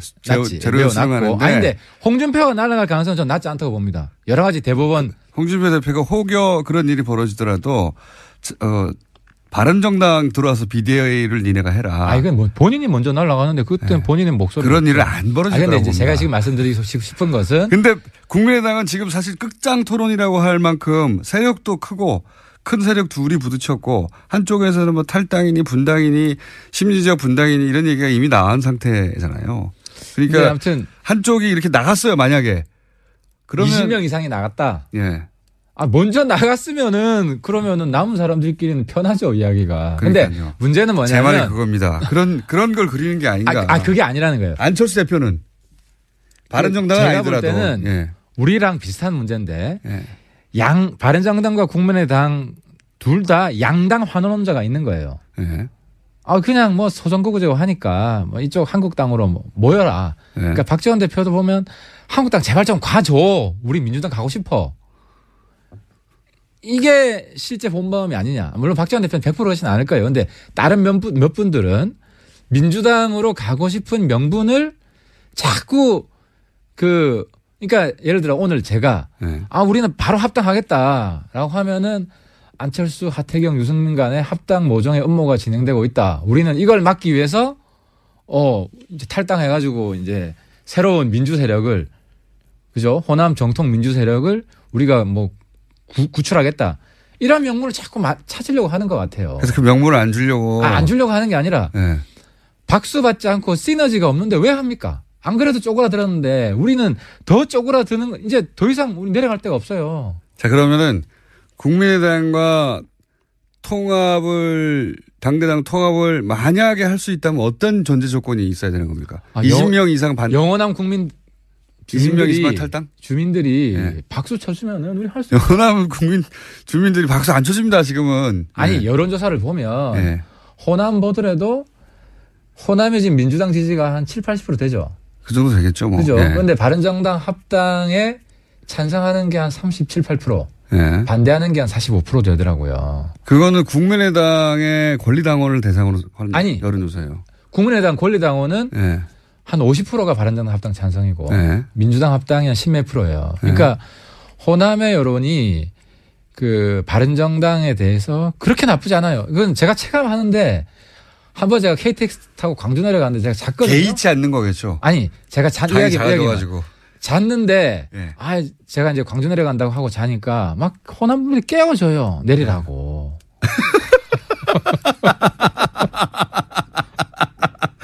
그거는 의원님이 바보같이 자고 있으니까 깨운 거를 호남의 바른정당에 대한 호감으로 친절하게 해주고 그러니까 이 막 음료수도 갖다 주고 하면 이거 좀 드시라고. 그러니까 호남을 안 됐고 그러니까 당도 최고라. 그 전에 깨지기 전에 우리 20명 있을 때 그러니까 이제 바른정당 그거는 홍준표 대표가 그렇게 자고 있어서 깨워줬을 거예요. 이 양반아 일어나라 이러면서 정당에 대한 호감도 상관없이. 아무튼 이제 저는 이제 유권자들을 악수를 일일이 하고 이제 만나기 때문에 제가 호남 쪽 내려갔을 때 오히려 영남 내려가면 야 이 새끼야 너 왜 왔어 이런 있잖아요 친박도. 근데 호남은 굉장히 분위기 좋아요. 바른정당에 불쌍하니까 그런 거죠. 뭐 하여튼 뭐 불쌍해서 분위기 좋은 건 최고지 정치인 입장에서. 아니 그래서 맞습니다. 그건 맞아요. 그건 맞는데 어떤 조건 하에서 통합이 될 수 있어요? 그게 이제 저는 그렇게 봅니다.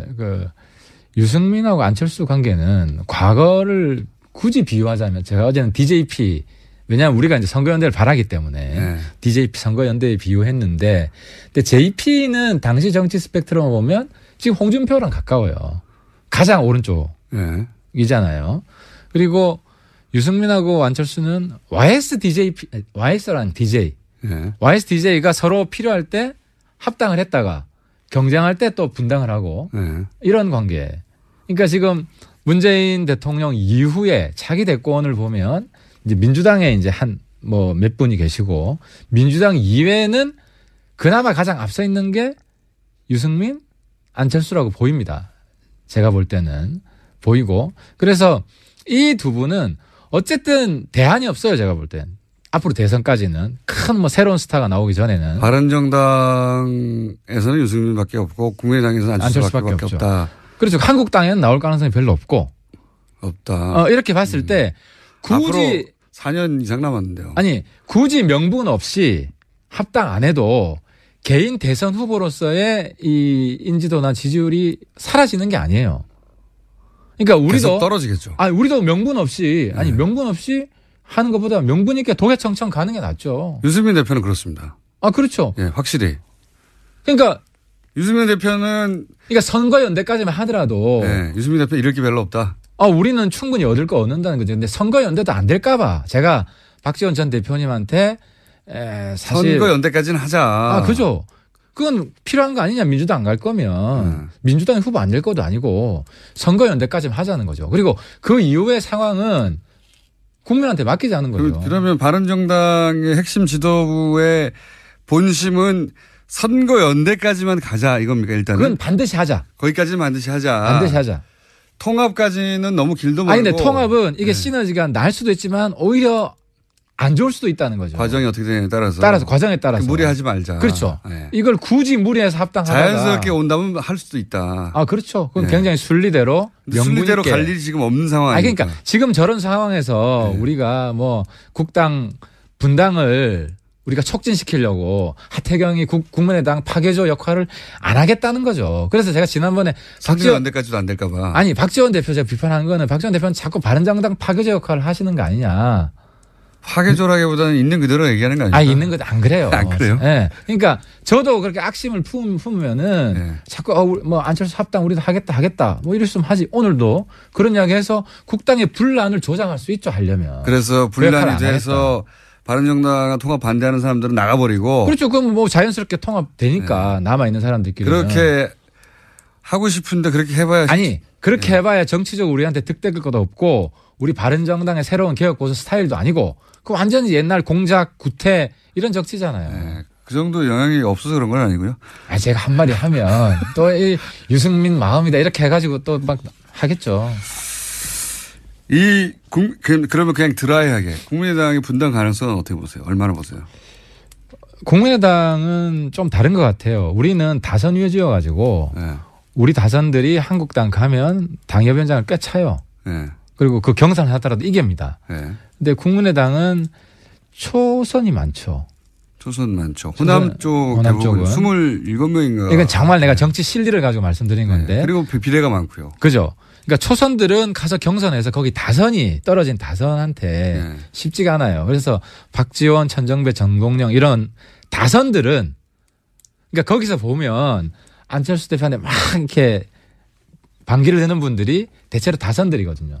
왜냐하면 나 혼자 가서라도 이길 수 있다 저쪽을. 그러니까 어떻게 되든 오히려 어떻게 보면 민주당으로 합쳐야지 더 안전하게 보장이 되는 지방선거도 자기가 장악할 수 있고. 그런 분들만 앞으로 나서고 있다. 뭐 그렇게 보입니다. 그래서 분당의 가능성은 높지 않다. 그렇죠. 그렇게 하면은 초재선들이 안 따라가죠. 초재선들은 안 움직일 것이다. 그렇죠. 저는 그렇게 생각합니다. 그러니까 통합을 반대하더라도 분당까지는 안 갈 것이다. 그렇죠. 우리가 합당을 안 한다는데 당장 합당 안 한다는 상태에서 안철수 대표가 합당하기 위해서 뭐 그분들 제명 이렇게 할 리도 없고. 자, 바른정당 두 번째 실력자 하태경 최고위원의 국민의당의 현재 상황에 대한 전망, 희망, 바람 같은 걸 들었습니다. 그러니까 이제 오늘 의총에서 제가 중재한 대로 선거연대로 일단 총의를 모으고 국민의당 바른정당 간의 선거연대 정치 협상을 바로 좀 들어갔으면 좋겠다.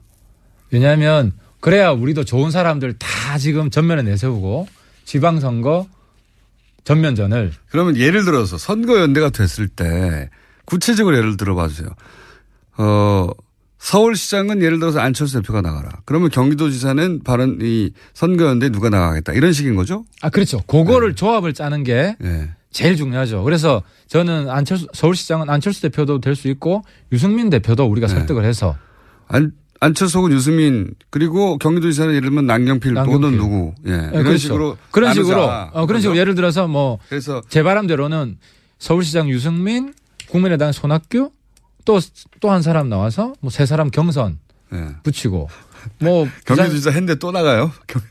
뭐 나올 수 있죠. 우리 뭐 새로운 정치 세력의 미래를 위해서 나올 수 있다고 보고. 너무 막 갖다 붙이시는 희생을 하시는 거고. 부산에도 뭐 안철수 그리고 뭐 다른 사람들 해서 뭐 경선에서 흥행을 하고 뭐 그런 식으로 우리가 너무 불시로 쓰시는 거 아니에요? 이거 굉장히 핫한 네. 후보군을 우리가 그림을 그릴 수 있다. 본인이 지방선거에 나가실 생각은 없으시고요? 저는 일단 그림을 딱 그리고 저도 필요하면 저도 헌신할 생각이 있죠. 근데 지금은 중앙의 역할을 할 분이 필요하고 의원직을 유지한 채 나가시려고 그러는 거죠? 아니 하태하태는 어쨌든 중앙정치를 좀 해야 된다는 게 대부분 제 주변 사람들의 어디 나가도 안 될 것 같으니까. 지방은. 자, 이것이 바른정당이 바라보는 현재 국민의당 사태에 대한 시각입니다. 오늘 여기까지 하고요. 다음 주면 이제 결론이 나 있을 테니까 만나들이나 얘기를 나눠보죠. 바른정당의 하태경 최고위원이었습니다. 감사합니다. 예, 감사합니다. 친절한 AS 박연조 씨, TBS 사장님 하와이 좀 보내주세요. 3부 시작할 때 저희가 하와이 네가 가라. 제작진의 사장님에 대한 항의거든요. 청취율 2자리 나왔는데 왜 안 보내주냐고 저희가 작년 여름께쯤에 얘기했던 것 같아요. 이런 방송, 이 시사방송은 청취율 2자리가 나올 리가 없다고 생각한 TBS 사장님의 과감한 배팅이었는데 나와버려가지고 아직 아무 말도 없습니다.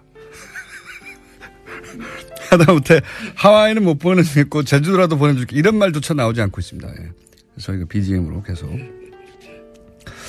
그리고 이제 다금바리 선생님 오늘 사이버사령부 부의사관 다금바리 선생님에 대한 문자도 좀 있네요. 신변에 문제가 생긴 건가요? 아마 이런 문자를 보내는 것은 지난 방송과는 다르게 조금 조심스럽게 오늘 방송을 하셨기 때문에 아무래도 이제 방송을 듣고 주변에서 말들이 많이 있었겠죠.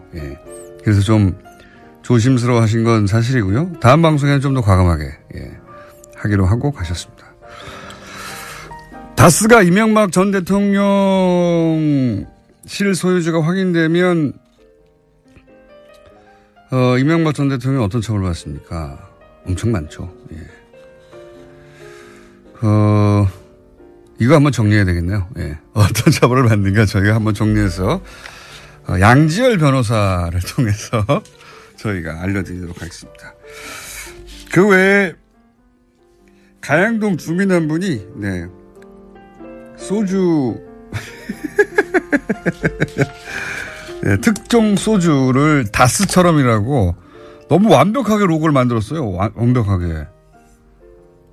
야, 진짜 이런 소주가 나오는 줄 알았어요. 거기다가 저희가 소주 스티커를 만들어 보내셨는데 소주에 붙여봤더니 정말 이런 제품이 나왔다고 착각할 만큼 밑에 보면 도곡동 천연 안반수로 만든 소주 다스처럼. 여성 모델도 바꿨으면 좋겠네요. MB로. 소장님 아직 등장하실 때 아닌데 자꾸 중간에 등장하셔가지고. 자, 다스에 관한 국민들의 관심이 이렇게 패러디로 폭발하고 있습니다. 스티커를 직접 만들어 보내주신 가양동 주민 감사합니다. 오늘 여기까지 하겠습니다. 칼 플라니 사회경제연구소 정태인 소장님 나오셨습니다. 안녕하십니까? 네, 안녕하세요. 지난주에 저희가 남방정책, 신남방정책. 이게 등장했는데 갑자기 이게 뭐냐 얘기하려고 하다가 시간이 없어서. 신남방정책 중요한 거다. 노무현 정부 때도 남방정책을 추진하려고 했었는데 안 됐다. 구상이 있었다. 이런 말씀하시다가 끊어졌어요? 그때는 동북아시대위원회라고 해서 한중일에 초점을 맞췄었죠. 그때만 해도 중국이 그렇게 큰 나라가 아니었기 때문에. 중국의 경제가 여기까지 오지 않았죠. 2003년이니까 15년 전이니까. 그러니까 그때는 전체 구상은 EU가 있고 미국 중심으로 한 아메리카가 있고 그다음에 아시아를 하는데 아무래도 아시아는 한중일이 주요 국가니까 그 국가들을 먼저 하자. 근데 이미 김대중 대통령이 아세안 플러스 3 그래서 아세안하고 한중일이 같이 이렇게 모이는 그런 모임을 만들어 놨었거든요. 진보 정권은 계속 그 미국 일본도에서 좀 벗어나서 아시아를 축으로 하는 경제 공동체나 어떤 역내 구조를 만들자 이런 얘기 계속 있었어요. 실제로 생산으로 보면 이미 생산 공동체가 있고 세계 최고 수준의 생산 공동체입니다. 왜냐하면 일본이나 한국의 부품 첨단 기술이 있고 그다음에 중국이 부품 중간 부품이 되고 이제 아세안까지 있기 때문에 굉장히 값싼 노동력까지 다 합쳐져 있기 때문에 제조업으로서는 세계 1위이고 타의 추종을 불허하고 앞으로도 한 10년 이상은. 그런데 그런 경제 블록이 있긴 한데 실제 그 블록 안에 국가들끼리의 공동체 의식이나 우리가 같은 영내로 묶여 있다는 의식은 사실은 유럽하고는 비교할 수 없을 정도로 네, 그게 얕잖아요. 제가 동북아 공동체를 EU를 모델로 추진을 했었는데 금방 깨달은 게 뭐냐면 그러니까 EU와 미국은 같이 소련이라는 적이 있었잖아요. 그래서 미국이 EU가 건설되는 걸 도와줬잖아요. 독일이 아직도 미국에 의지하는 것도 그런 이유죠. 네, 지금은 근데 중국이 안에 있어요. 독일 혼자 소련을 감당할 수 없으니까. 네, 근데 지금 아시아를 보면 저기 안에 있잖아요. 미국 입장에서 보면. 중국이 안에 있으니까 이게 결성되는 걸 미국이 반대를 하죠. 그러니까 미국의 입장은 그 양자 동맹을 여러 개 만들어서 허브가 되는 거죠. 그러니까 한일 동맹. 자기를 중심으로. 그러니까 미일 동맹, 미일 동맹, 한미 동맹 뭐 이렇게 필리핀하고 동맹 이런 식으로 해서 만들어 놓고 전체적인 아시아 공동체가 만들어지는 걸 어떻게 보면 방해를 했거든요. 예를 들어서 이제 일본이 AMF라는 걸 만들려고 그랬어요. IMF의 아시아판을 만들려고 하는 것도 방해를 했고. 근데 중국이 지금은 커져서 중국이 독자적으로 끌고 나가고 아시아로의 회기를 선언했잖아요. 그러니까 본격적으로 동아시아를 놓고 지금 미국하고 중국이 맞붙어 있는데 그럼 한국은 어떻게 살 거냐. 어느 쪽으로도 붙기가 어렵거든요.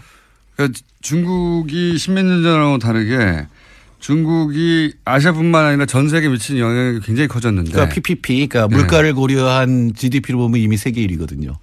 그런 중국이 이제 아시아 경제권을 묶어서 자기가 과거 미국이 그랬듯이 아시아 경제권은 중국 중심으로 재편하겠다. 그거를 미국이 계속 해방 넣어왔는데 그럼 한국은 어떻게 할 거냐 이런 얘기죠. 그렇죠. 그러니까 모델링 스루라고 해서 그럭저럭 사이를 가고 있는데 그거보다는 사실은 중국하고 미국을 빼면 다 똑같은 입장이잖아요. 그렇죠. 중국 편 들을 수도 없고 미국 편 들을 수도 없고. 그럼 이 나라들이 만일에 좀 더 협력이 강화되고 서로 통하게 된다면 함부로 못 건드릴 거 아니에요. 이 집단이 되면. 그래서 중국하고 미국 빼고 우리끼리 보이자. 네, 그렇게 명시적으로 얘기한 건 아니지만 그 밑에 깔린 생각은 그런 거죠. 문재인 대통령 입에서 막 튀어나오잖아요. 퍼스트 차이나 뭐 이런 얘기가 나오는데 그거는 단순하게 아시아뿐만 아니라 중국 쪽에도 어느 정도 견제를 하겠다 이런 생각이 들어있는 거죠. 그러니까 힘 센 두 사람 빼고 고만고만한 사람들끼리 잘 뭉쳐가지고 그거를 이제 풀이하자면 신남방 정책이라고 그럴듯한. 예. 그리고 그거 이제 블라디보스톡 가서 이건 원래 뭐 참여정부 김대중 정부 때부터 있었습니다만 북방 정책을 얘기를 했잖아요. 그럼 쭉 연결하면 러시아부터 남북한 아세안 그다음 인도까지 연결이 되는 그러니까 종축이 생겨나는 게 되겠죠. 그러니까 이제 중국이 1대1로라고 세계를 좌우로 쫙 연결해서 자기가 중국 중심 한가운데 있는 그림을 그렸듯이 우리는 이제 거기 대항한다기보다는 우리 나름의 그림을 그린 게 이제 위로부터 아래로 쭉 연결되는 그림을 그린 거에 그러니까 그 부분이 가령 이제 자꾸 남차이나 남중국해에서 분쟁이 일어나는 이유는 인도양에서 배가 오잖아요. 그러니까 아랍 쪽거나 다 인도양에서 배가 오면 말레카 해협을 지나가게 돼 있어요. 그럼 거기 베트남, 필리핀 막 이렇게 있잖아요. 그래서 결국은 일본하고 부딪히는 데까지 지나서 오게 되니까 이 해양 분쟁이 계속 일어나니까 아세안 국가 입장에서도 그냥 중국이 들어갈 수는 없고 또 옛날에 중국한테 지배를 받았었기 때문에 그러니까 사실은 미국하고 중국 사이에서 균형을 이루는 거를 아세안이 굉장히 잘한 편입니다. 그러니까 아세안이 특징이 있는 게 10나라잖아요. 업스바까지 12나라인데 헤게모니 국가는 없잖아요. 과거에 식민지를 다 겪어서 그런 걸 굉장히 싫어해요. 물론 이제 인도네시아가 크긴 큰데 근데 헤게모니 국가 없이 연합을 굉장히 오랫동안 유지해왔거든요. 그래서 어떻게 보면은 국제관계에서 새로운 모델로 보는 학자들도 있습니다. 실제 이 지역의 경제 규모도 굉장히 크게 성장했죠. 그렇죠. 6억 3천만 명에 한 2조 5천억 달러니까 한 4천 달러 정도. 근데 PPP로 하면 7천 달러 정도 됩니다. 1인당 GDP가. 근데 우리의 경험을 보면 1인당 GDP가 한 5천 넘어가면은 이게 경제 비약을 해요. 도약을 합니다. 그전까지 사실은 경제하려는 마음도 별로 없이 있다가 이제 어느 정도 부가 쌓이면서 비약을 하는데 제가 보기엔 아세안도 그런 단계에 도달한 게 아니냐. 그러니까 인도 아세안이 굉장히 빨리 중국처럼 빨리 클 가능성이 굉장히 높습니다. 우리가 이제 모르겠습니다. 지금 20대는 잘 모르겠지만 한 15년 전, 20년 전으로 되돌아가 보면 중국을 굉장히 무시했어요. 그랬죠. 경제적으로도 무시하고 무시했고. 실제로 중국에 가보면 이 건물들이 크긴 큰데 어딘가 엉성했거든요. 화장실에 물이 샌다든가 이랬는데. 근데 최근에 상하이나 최근에 중국을 다녀오신 분들은 무시할 수가 없거든요. 실제.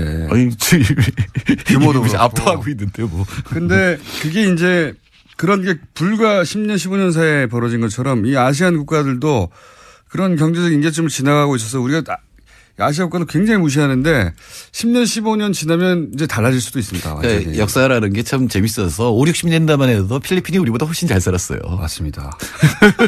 그때는 아프리카가 우리보다 잘 살았어요. 예, 역전이 됐는데 네. 다시 또 이 나라들도 다시 지금 깨어서 이제 올라오고 있기 때문에 서로 이렇게 교류를 하면서 서로의 안보나 경제 면에서 도움을 주고받는 이런 거를 만들자라고 하는 구상이죠. 동남아를 무시하고 동남아인들에 대해서 인종차별하고 무시하는 거 이제 하면 안 돼요. 그거는 그럼 망합니다, 우리나라. 인권 차원에서도 하면 안 되는 일이지만 이때까지는 윤리적 차원에서 접근이었다면 네. 실제로 무섭게 성장하고 있다, 실제. 경제적으로 또는 안보 면에서 이 나라들을 무시하면 우리나라가 고립이 될 가능성이 높고 여태까지는 동남아를 생산기지로 봤잖아요. 그래서 그쪽 노동자들을 사실상 착취하는 기업들이 많았는데 이젠 그렇게 하면 안 됩니다. 진짜 대등한 입장에서 서로 교류를 해서 서로 지킨다. 서로 이익을 본다. 이런 입장에서 접근을 해야 되겠죠. 그러니까 서로 대등한 관계를 이제 만들어 가야 되는데, 이 경제적 측면에서는 그렇고 혹시 이게 안보 측면에서도 도움이 됩니까? 그럼요. 어떤 면에서 도움이 됩니까? 가령 이제 이 아세안 국가들은 중국하고 국경을 맞대고 있기 때문에 계속 마찰이 일어나거든요. 아까 얘기한 말레카 해협 부근에서. 네. 그렇게 되면 이제 미국이 접근을 하게 되죠. 한국은 한반도 때문에. 동남아시아 뭐 또 다들 똑같은 정도는 아닌데 중국을 굉장히 미워하는 나라들이 많아요. 왜 제갈량이 7종 7급한 게 다 동남아시아 가서.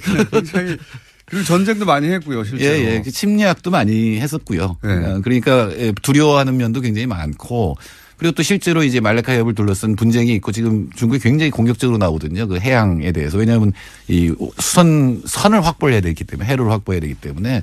근데 또 미국도 마땅치 않거든요. 이 나라들 입장에서는. 근데 한국은 또 북핵 문제 때문에 이게 양쪽에 걸려 있거든요. 그래서 양자 사이에서 어느 정도 제 목소리를 내는 그런 집단을 만들면 옛날에 왜 제3세기라는 게 있었잖아요. 1955년에 반둥회의라는 게 있었습니다. 네, 그때 이제 모인 사람들이 저온 라이라든가 네루라든가 티토 뭐 이런 독립운동가들이 다 모여가지고 제3세계를 선언했고 그때부터 소련하고 미국이 함부로 못했거든요. 그러니까 이 나라들이 제 목소리를 내면서 국제적 위상이 올라갔던 것처럼 아시아에서도 미국도 아니고 중국도 아닌 그러나 양쪽에 끼이는 게 아니라 제 목소리를 내는 어떤 집단 이런 구상이 깔려 있다고 봐야 되겠죠. 그러면 구체적 정책 몇 가지 좀 소개해 봐 주세요. 지금 뭐 어떤 정책을 이 블록하고 하려고 하는 건지. 일단은 경제인데 특별한 것은 인도네시아하고 전략적 동반자 관계를 선언했거든요. 특별 전략적 동반자 관계를 선언하고 군사 관계를 그러니까 방위산업 교류를 하는 거를 추진을 하고 있어요. 이거 분명히 우리나라도 방위산업이 상당한 수준에 올라가 있는 나라이기 때문에 교류를 할 수 있는데 사실 이 부분은 뭐냐면 안보의 의미가 굉장히 큰 거거든요.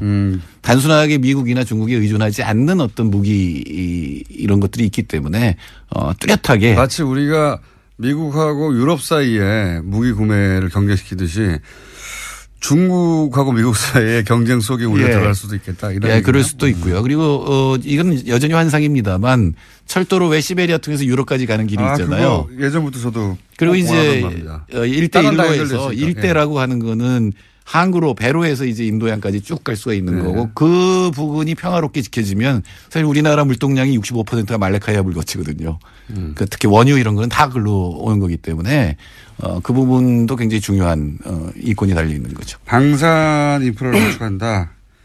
그리고 그 외에 그때 나온 얘기로는 4차 산업혁명 얘기도 나왔는데 그거 뭐 하겠다는 겁니까? 4차 산업이 뭔지 제가 아직도 몰라가지고 잘.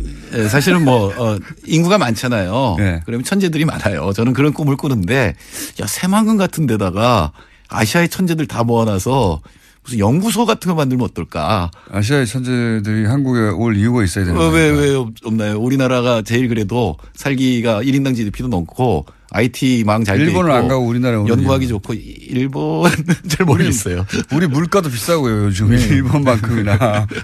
그리고 아세안이 또 주목해야 될 게 평균 연령이 29살이에요. 굉장히 젊은 나라들이에요. 앞으로 굉장히 빨리 클 거라는 거예요. 중동도 굉장히 젊어졌어요. 네. 그 젊은 나라들의 젊은 인재들하고 교류를 하는 게 굉장히 중요하기 때문에 아마 4차 산업혁명이 뚜렷한 건 없을 거고요. 아마 인력 교류, 문화 교류 이런 것도 시작을 하게 될 겁니다. 굉장히 많이 등장했어요. 말들은. 예를 들어 중소기업 협력, 스마트시티 협력, 수자원 관리 협력, 교통과 에너지 협력 뭘 많이 하려나 봅니다. 할 수 있는 일은 다 하겠다는 얘기죠. 그러니까 사실은 그 아세안에서 가장 중요한 게 메콩강이잖아요. 그 메콩강 범람이라든가 이런 것들도 같이 할 수가 있고 특히 생태 문제는 같이 처리를 해야 되겠죠. 그렇군요. 자, 그러니까 향후 한 4년 5년간은 우리 이전과는 다르게 이런 아시아 국가들과의 교류나 또는 아시아 국가들의 협정이나 이런 게 많이 눈에 띌 수 있다. 예. 네네. 그 첫발 띄었다. 이 정도 하겠습니다. 네. 정태일 소장님이었습니다. 감사합니다. 네, 감사합니다. 내일 뵙겠습니다. 안녕. 안녕하세요. 김호준입니다. 18세기 중엽 포르투갈 리스본에서 대지진이 있었습니다. 인구의 5분의 1이 사망한 이 대재앙은 만성절에 일어났고 신은 언제나 최선의 세계, 최선의 상태를 유지한다는 신정론을 기반한 세계관이 지배하던 그 시절 신학자들은 신의 분노를 이야기했습니다. 이에 사상가 볼테르는 죄 없는 사람들이 죽는 것이 어찌 신의 뜻이냐고 묻죠. 훗날 사가들은 이 리스본 대지진이 신의 징벌인가를 두고 당대 사상가들이 벌였던 논쟁을 근대의 시작이었다고 평합니다. 모든 것을 하늘의 뜻으로 받아들였던 시대에서 인간의 이성과 합리가 그 역할을 대신하는 시대로 그렇게 넘어간 거죠. 자유한국당 유호의 최고위원이 포항지진을 문정부에 대한 하늘의 준엄한 경고라고 했습니다. 류 최고위원은 포항 시민이 천벌을 받았다는 게 아니라 그런 말이 아니라고 해명을 했죠. 하지만 그 논리대로 해석을 하더라도 문재인 정부에 경고하느라 포항 시민이 재해를 당한 셈이 되는 건 마찬가지입니다. 이 발상이 대한민국 보수의 현 주소입니다. 대한민국 보수에게 근대는 아직도 제대로 오지 않았다. 김원준 생각이었습니다.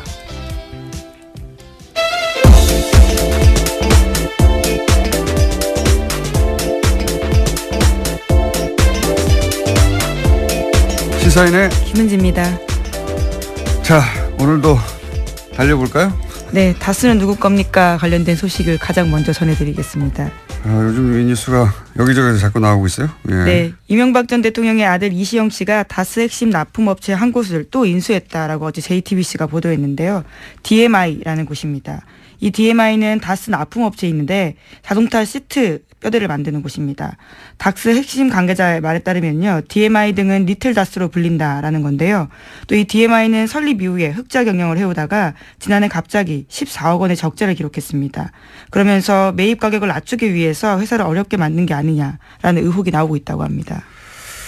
지난번과 마찬가지 케이스죠. 예. 네, 그렇죠. 한번 전해드린 바가 있는데요. 예, 100만 원에 어떻게 600억짜리 다운을 매입했느냐. 알고 보니 100만 원에 매입했더라. 그냥 가져갔다는 얘기죠. 근데 계속 흑자를 내다가 바로 직전에. 네, 인수 직전에요. 네, 적자를 기록했는데 이렇다는 얘기는 뒷거래를 했거나 아니면 일부러 적자가 나도록 다스에서 물량을 주지 않았거나 뭐 그런 케이스 중에 하나일 거라고. 근데 이제 결론은 똑같은 거죠. 결론은 다스가 이제 실소유주 논란을 펴할 수 없으니까 이시영 씨에게 비밀리에 승계 작업을 하던 것들이 지금 들키는 와중이다. 이렇게 볼 수 있는 거죠. 네, 핵심 협력 회사들을 통해서 우회해서 경영권을 넘겨주는 게 아니냐라고 전문가들이 의심하고 있습니다. 예전에 삼성 이건희 회장이 이재용 부회장에게 삼성 물려주기 위해서 이제 16억이었던가요 그때? 예. 굉장히 적은 돈이었죠. 예, 16억을 상대적으로. 한 번 주고 그 돈을 종잣돈으로 계속 불려서 전환사채나 이런 방식으로 결국은 이제 몇 조를 만들어서 삼성 전체를 먹게 하는 방법을 사용했는데 이게 크게 문제가 되니까 다른 재벌들은 다른 방법을 쓰기 시작했어요. 그중에 이제 지금 다스가 흉내내고 있는 것은 재벌 2세, 3세 혹은 뭐 4세에게 회사를 하나 세우게 한 다음에 그 회사에게 그 재벌에서 일감을 계속 몰아주죠. 그리고 인수합병을 통해서 등치를 계속 키워서 결국은 본사를 거꾸로 먹는 방식인데 왜냐하면 이렇게 하면 증여세를 피할 수가 있거든요. 예. 대표적으로 이 방식으로 거론되는 게 현대글로비스입니다. 예. 현대글로비스 예를 들어서 현대차, 기아차 수출하게 되면 그 운송 물량이 있을 거 아닙니까? 그 물량을 원래 다른 회사가 하던 거를 빼가지고 현대차, 기아차의 해외 수출 운송 물량의 절반 이상을 이제는 현대글로비스가 해요. 그러면 글로비스는 계속 주가가 올라가겠죠. 예. 그리고 그 오른 주가를 가지고 이제 합병을 하거나 주식 교환을 통해서 현대차의 지배 주주가 되어 간다. 뭐 이런 방식인데 재벌들이 많이 하는 방식입니다. 네, 이런 핵심 업체를 인수할 때요. 다스 본사에서 부장급 직원이나 이런 사람들이 나와서 실무 작업을 지휘했다라는 증언도 있습니다. 그리고 근데 인수가 끝나면 다시 다스로 돌아갔다라고 하는 건데요. 회사 이름을 바꾸거나 경영 목표를 결정하는 일 등에 있어서 다스 사람들이 직접적으로 관여했다라는 거죠. 직접적으로 관여했겠죠. 근데 문제는 뭐냐면 다스 이명박 전 대통령은 다스의 주식이 하나도 없거든요. 공식적으로. 그런데 이 다스가 왜 이명박 대통령의 아들에게 승계되고 있느냐. 예. 당연히 실소유주 논란이 나올 수밖에 없고 그 실소유주는 물려받은 사람의 아버지가 실소유주일 수밖에 없으니까 이명박 전 대통령이 거론될 수밖에 없는 거죠. 예. 그런 이야기입니다. 네. 어제 JTBC 보도는 이명박 전 대통령이 실소유주 논란이 있는 다스가 이명박 대통령의 아들 이시영 씨에게 재벌들이 하는 방식으로 승계되고 있다. 그리고 그 승계 방식의 장점 중에 하나는 비밀리에 할 수도 있고. 지금 다 들켰습니다. 네, 지금 다 모조리 들켜가. 비밀리라고 하긴요. 비밀리에 상장을 하기 전에 이렇게 해서 나중에 상장을 하려고 했던 것 같아요. 예. 그런데 이제 그러면 상장하기 전에 비상장 회사에서 이런 일이 벌어지는 건 잘 알아내기 힘들거든요. 이 모든 건 사실은 140억 때문이에요. 이 140억을 포기했으면 이렇게까지 오기 힘들었습니다. 140억을 계속 파다 보니까 결국은 여기까지 나오게 된 겁니다. 네. 몇 년 전에 이 140억을 포기하지 못한 아버지의 끝없는 돈에 대한 욕망이 결국은 파국을 부를 것이다. 5년 6년 전에 그런 말을 한 적이 있는데 글로 가고 있습니다. 자, 그런 뉴스고요. 두 번째 뉴스는 뭡니까? 네, 국정원 특수활동비 관련된 소식도 계속 전해드리고 있습니다. 검찰이 어제 관련된 혐의로요. 최경환 자유한국당 의원의 집과 사무실 압수수색했는데요. 국정원 특수활동비 1억 원 받았다라는 혐의입니다. 하지만 최 의원은 계속해서 이를 아주 저질의 댓글을 다는 요원들은 별도로 아주 별도로 좀 관리가 돼 있었고 김 선생님 같은 경우는 일반적인 댓글 예를 들면 이제 제주 해군기지라든가 네. 4대강이라든가 근데 이것도 하시면 안 됩니다. 엄밀히 얘기하면 그렇죠. 그것도 본인의 정체를 숨기고 이제 하신 거라서 군이 청와대 정책을 홍보하실 이유는 없어요. 없는데 표정이 또 저는 그래서 김 선생님도 이제 저한테 이제 고백하시기로는 본인도 이제 그 책임에서 자유로울 수 없다라고 이제 말씀을 하신 건데 그러나 다만 이제 분명히 해둘 것은 좀 구분이 좀 필요하고 또 김 선생님 같은 경우는 이제 아주 이제 논리적으로 이제 그런 어떤 국방부의 어떤 논리라든가 군의 논리를 이제 그 작업을 하신 거예요. 최초에도 정책 측면이겠지만은 군사, 국방, 한미 군사 동맹 그런 내용만 정책 측면을 하는 거지. 우리가 4대강이나 뭐 예교나 그런 정책 측면은 본래는 내용이 없었어요. 원래는 안 했는데. 없는데 점점점 그런 게 들어왔으니까. 그것이 보니까 점점 퇴색에 간 것을 이유를 보니까 계속 저쪽에서 불러요. 저쪽이라 하면 청와대요? BH에서. 청와대. BH 부르면 사람들이 왔다 갔다 해요. 아마 거기서 비공식적으로 점점점 오다를 받아갔지 않았느냐. 맨 처음 출발할 때는 군과 관련된 군 정책 관련된 트윗만 그 댓글만 달았는데. 그렇죠. 제가 그 볼 쓰니까 팩트가 나오면요. 국방, 군사, 안보 거기다가 한미 군사 동맹. 요 영역만 하다가 점점 일반 정책까지 넘어가기 시작했다.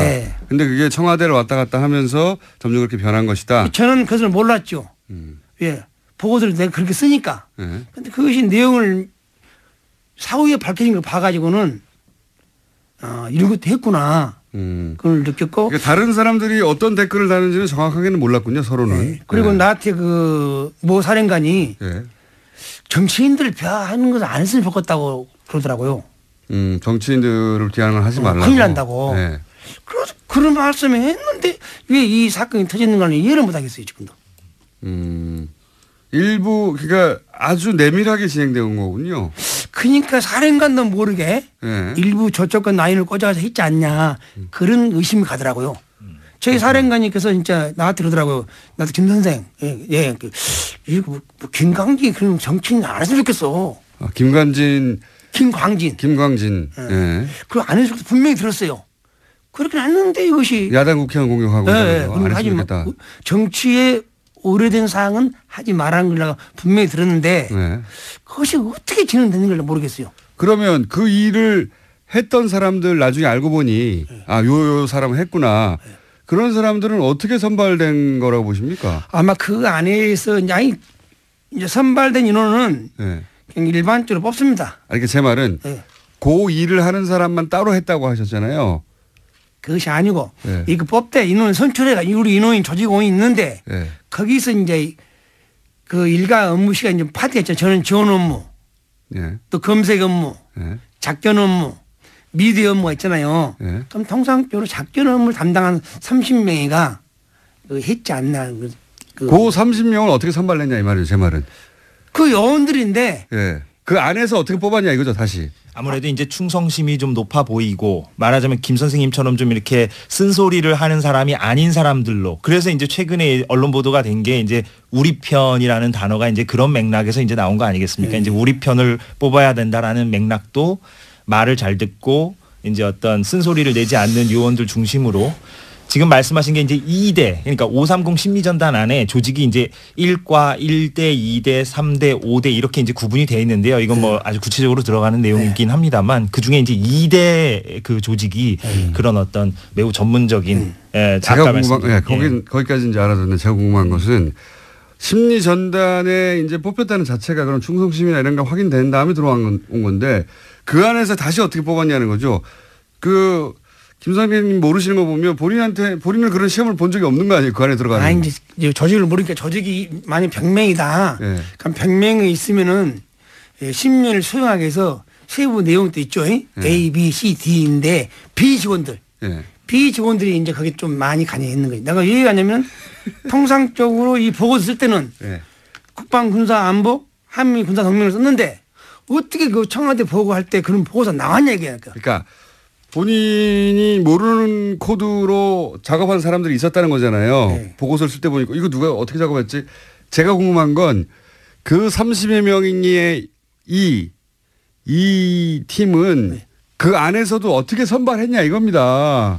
제가 궁금한 건 선생님은 왜 못 들어가셨어요 거기에? 저는 거기 높은데 못 가지 그러니까. 어떤 특정 시험을 봤다거나 이런 건 아니고 그 2대의 그 조직원들이 그 활동을 어떻게 하게 된 거죠. 결과적으로 주도적으로 그렇게 하게 된 겁니다. 그러니까 그 2대 대장을 필두로 해서 무슨 그 뭡니까? 특별청 신원조회를 해가지고 뭐 그 안에 뭐 특정 지역만 선발한다든가 아니면 뭐 특정 대학만 선발한다든가 뭐.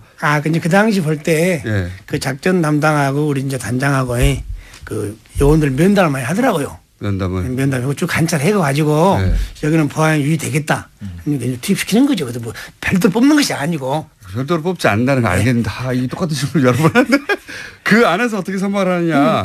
선발하는데 선발은 제가 그 구체적으로 여쭤볼게요. 혹시 그 지역 분들은 예를 들어서 경상도 분만 뽑는다든가 아니면 무슨 육사 출신만 뽑는다든가 아니면 무슨 어디 후배들만 뽑는다든가 그런 게 있었어요? 그 팀은 가만히 보니까 주로 이제 눈을 쭉 보니까 참 이름만 하면 안 되겠지만 내가 하세요. 이제 좀 지역도 많이 고려한 것 같더라고요. 그렇군요. 아니 간단한 질문인데 이거 10분째. 그러니까 이제 특정 지역만 골라낸다든가 뭐 특정 출신만 골라낸다든가. 특히 이제 충성심이 강한 사람. 알겠습니다. 단편지를 말하면. 그러니까 특정 지역을 주로 선발해서 그 지역에게 그 지역 감정을 유발하는 댓글을 쓰게 만들고 정치적으로 그런 일을 시킨 거잖아요. 아주 사악한 거예요.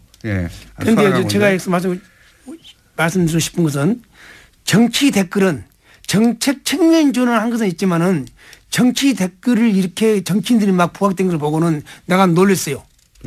그 부인하고 있는데요. 어제 관련된 중요한 증언이 나왔습니다. 이현수 전 국정원 기조실장이 자기가 직접 돈을 줬다라는 건데요. 그러니까 배달 사고의 가능성을 일축한 겁니다. 동시에 자신과 함께 다른 국정원 직원도 함께 돈을 줬다라고 했기 때문에요. 자신은 돈을 전달하는 게 임무였고 그걸 안 할 수가 없었다라면서 배달 사고 가능성은 있을 수 없는 일이다라고 JTBC를 통해서 밝혔습니다. 뭐 배달 사고라고밖에 할 수 있는 말이 없는데 배달 사고일 수 없다는 정황과 증언들이 이제 계속 나오는 거고 이렇게 되면 또 이제 정치 공작이 아니라 정치 보복이라고 하겠죠. 이 보수 진영에서 정치 보복이라고 계속 주장하는데 이 프레임이 안 먹히고 있는데 계속 얘기해요. 사실 정치 보복심이 있다 이거거든요. 근데 보복심이 있다 없다 따지는 건 아무 의미가 없는 게 개개인들이 보복심이 있을 수도 있고 없을 수도 있어요. 근데 누가 그 마음을 꺼내서 판별할 수가 있습니까? 그래서 예전에는 그럴 수 없기 때문에 마구 질렀거든요. 누구 심령 수사도 아니고. 근데 지금 이루어지는 수사가 공동체를 해친 중대한 범죄가 있느냐. 그런 행위들이 있으면 입보도 처벌하는 거고요. 네, 법과 절차를 따라서 하고 있는 거죠. 없으면 미워도 처벌할 수 없는 거고요. 네, 영장은 다 법원을 통해서 나오고 있습니다.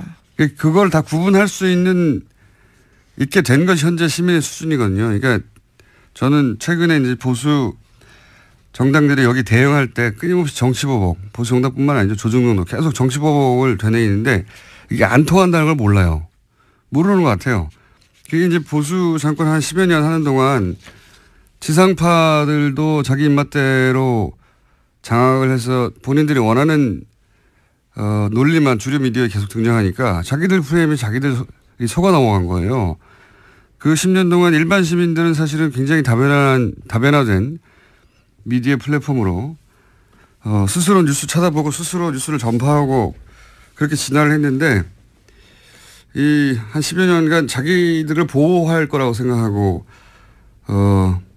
그렇게 장악하게 된 미디어 거기에 둘러싸여서 진화의 시간을 보수가 놓친 겁니다. 그러다 보니까 보수 정당에서 이럴 경우에 검찰도 계속 때리잖아요. 끊임없이 때리거든요. 그러니까 근데 지금 검찰은 청와대가 컨트롤해서 하명 수사하고 이런 게 아니란 말이죠. 지금 보면 여든 야든 민정수석도 잡잖아요. 국정원이든 검찰이든 걸리면 걸린 대로 다 족족 수사해버리겠다. 네, 정무수석. 정무수석이죠. 예. 민정수석은 민정수석은 어제 국회에 왔습니다. 그렇군요. 예. 조국 민정수석, 정무수석, 네, 전명환 정무수석. 그러니까 이 10년간을 보수 정권을 겪으면서 검찰이 깨달은 거예요. 그러니까 문재인 정부를 맞이하면서 검찰이 깨달은 바 이거 검찰의 방식인 거죠. 여기서는 여든 야든 국정이든 검찰이든 무슨 청와대든 족족 다 수사해버리겠다. 근데 이제 과거에 하던 방식으로 정권의 부담이 되라고 조중동을 통해서 혹은 뭐 검찰의 부담을 느끼라고 계속 정치보복이라고 하는데 정치보복 하명수사 막 검찰 공격하고 그런 얘기를 한다고 청와대가 부담 느끼지도 않고 문재인 대통령이 그런 사람도 아니고 검찰은 점점 약이 오르고 이런 보복 정치 주구장창 얘기하는 건 자기들 무덤을 파는 겁니다. 이 문화 지체를 따라잡지 못하면 앞으로 보수 오랫동안 힘듭니다. 이런 얘기 안 통한다는 거 단순히 안 통한다는 게 아니라 본인들에게 해가 돼요. 제가 말한다고 제 말 듣겠습니까만은 다음 뉴스는요. 네, 특수활동비 관련된 소식 하나만 더 전해드리면요. 어제 더불어민주당 원혜영 의원이 자유한국당 홍준표 대표의 특수활동비 관련된 발언에 대해서 거짓말이다라고 선을 그었습니다. 홍 대표가 자신이 국회 운영위원장을 맡았던 당시에 국회 특수활동비로 야당 원내대표들한테 국회 운영비용으로 일정 금액을 줬다라고 이야기했는데요. 이에 대해서 원혜영 의원은 어떤 돈도 받은 사실이 없다면서 분명한 해명을 요구한다라고 밝혔습니다. 해명과 사과가 없을 경우에는 부득이하게 법적 조치도 검토하지 않을 수 없다라고 했습니다. 이거 홍준표 대표가 곤란한 지경에 처할 것 같은데요. 왜냐하면 한 4천 5천 정도가 매달 국회 특수활동비 예전에 판공비라고 불렀어요. 이거 판공비라고 불렀는데 뭐 국회 대책비라고도 하고 여하간 지금 뉴스의 흐름에서 얘기하자면 특수활동비죠. 이게 특활비 판공비라고 불렀던 돈인데 이거가 국회 운영위원장에게 나온단 말이죠. 네, 여당 원내대표가 겸직을 하고 있는 자입니다. 당시 원내대표였거든요. 당시 여당 원내대표였고 홍준표 대표가 2008년 9년. 그러니까 이명박 정부 때죠. 근데 지난 대선 후보 토론회 때 김진태 의원이 무슨 말을 했냐면 당시 후보가 홍준표 대표에게 국회 운영위원장 시절에 판공비 일부를 집에 가져간 거 문제 아니냐. 이 워딩은 김진태 의원이 한 겁니다. 예. 그러니까 이 판공비요 말하자면. 이 판공비에 대해서 집에 가져간 건 문제가 아니냐 그랬더니 당시에 이제 당황했나 봐요. 토론회 때 뭐라고 대답했냐면 정치 자금으로 쓰고 남은 개인 돈은 집에 가져갔다. 이게 애매한 말이잖아요. 그러니까 요는 그때 이제 판공비하고 개인 월급하고 섞어서 쓰다가 남은 돈은 이게 개인 돈이니까 섞어 썼다는 얘기죠. 네, 이게 해명이 꼬이게 된 게요. 이 홍준표 대표가 가장 예민하게 여기고 있는 성원정 리스트와 관련돼 있습니다. 2015년 당시의 일에 대해서 해명하면서 처음부터 그렇죠. 발이 꼬였거든요. 왜냐하면은 지금 1억 2천 그때 당시에 이제 그 대선 후보 출마하면서 기탁금 1억 2천이 어디서 났느냐. 그 돈이 어떻게 마련되어 있느냐를 해명을 하던 와중에 끝에 이 얘기가 나오거든요. 그러니까 국회 운영위원장 시절에 판공비 일부를 유용한 게 아니냐는 의혹은 당내에 있었나 봐요. 그러니까 거의 8, 9년 지난 다음에 그 얘기가 나왔겠죠. 어쨌든 이 특활비 문제가 다시 논란이 되니까 그로부터 7개월, 8개월 있다가 이제 페이스북에 올린 내용이 뭐냐면 한 4, 5천 나오는데 그중에 정책위 의장에게 정책개발비로 1,500만 원을 주고 원내 행정국에 700만 원을 주고 원내 부대표단에게 10명에게 격월로 100만 원씩 주고 그러면 매월 500만 원 썼다는 얘기거든요. 이렇게만 하고 나면 이 합이 2,700밖에 안 돼요. 그러면 1,300만 원, 5천만 원이면 2,300만 원이 비는 겁니다.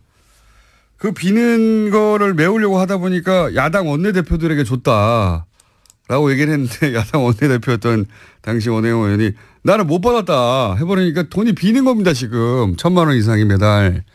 그래서 이 말과 대선 후보 토론회 때 이야기가 다시 이렇게 맞물리게 된 거예요. 이 얘기를 왜 안 하나 모르겠는데 그러니까 이 이야기는 단순히 지금 판공비 중에 일부를 원내대표한테 줬는데 못 받았다고 한다가 아니라 그 남은 돈을 집으로 가져간 게 문제가 아니냐는 6개월, 7개월 전에 대선 후보 토론 때 김진태 의원의 지적하고 맞물려서 남은 돈을 집으로 가져갔나 하는 의혹이 생기게 되는 이거 제가 보기에는 큰 문제가 될 수 있을 것 같습니다. 아마 7개월, 8개월 전 얘기가 생각이 안 나서 아직 기사화가 안 된 것 같은데 기자들이 곧 묻게 될 것 같아요. 이 문제는 위기입니다. 대표. 다음 뉴스는요. 네, 한겨레 21이 2012년 12월 국정원 댓글 사건이 발각된 직후에 국정원과 경찰 핵심 인물 10명이 전화와 문자를 주고받은 내역을 입수해서 분석했습니다. 이들은 12월 11일부터 엿새 동안 휴대전화 번호 14개를 사용했는데요. 그런 다음 서로 다른 500개가 넘는 번호를 통해서 총 3,300여 번 가까이 연락을 주고받았습니다. 분석한 결과에 따르면 예상대로 국정원, 경찰, 새누리당의 통화 내역이 나왔는데요. 여기에 새롭게 나온 게 있습니다. 청와대인데요. 이명박 정부의 청와대 시절에 여러 가지 통화를 했다라는 지점들이 나오는데 이와 관련되어 있는 인물들이 하금열 청와대 비서실장, 이달곤 청와대 정무수석, 이아무개 청와대 비서실장 선임행정관 등입니다. 그게 나오는 게 정상이죠. 예, 나오는 게 정상이죠. 네, 지금까지 밝혀지지 않았던 사실이라서요. 네, 청와대, 국정원, 경찰, 새누리당의 커넥션이 있지 않겠냐라고 당시도 이야기했었고, 예, 근데 이제 그 울증이 이제 처음 나온 거죠. 예, 왜냐하면 한 달 전쯤에도 얘기했던 것 같은데 서로 입을 맞추지 않으면 있을 수 없는 일이죠. 대선 후보 토론회 때 당시 박근혜 후보가 문재인 후보에게 그 국정원 여직원한테 수사 결과 아무것도 안 나오면 책임지라 그런 말을 하고 나서 토론회 끝나자마자 경찰이 아무것도 안 나왔다고 발표를 하죠. 중간 수사 결과. 심지어 중간 수사 결과 발표라고 이야기했습니다. 말도 안 되게. 네. 그리고 곧 이어서 국정원에서는 고소고발을 하죠. 예. 바로 보도자료를 내고요. 관련된 사실에 대해서 공박을 시작했습니다. 이게 1년의 순서대로 주르륵 이어진 거거든요. 예. 그거를 짜지 않고 어떻게 했겠냐. 이 사실은 저는 이게 아주 큰 수사 대상이라고 보는 것이 그랬다는 얘기는 당시에 청와대, 경찰, 국정원이 명백하게 대선에 개입한 거거든요. 선거 개입. 요 선거 개입 건만으로도 큰 건이 됩니다.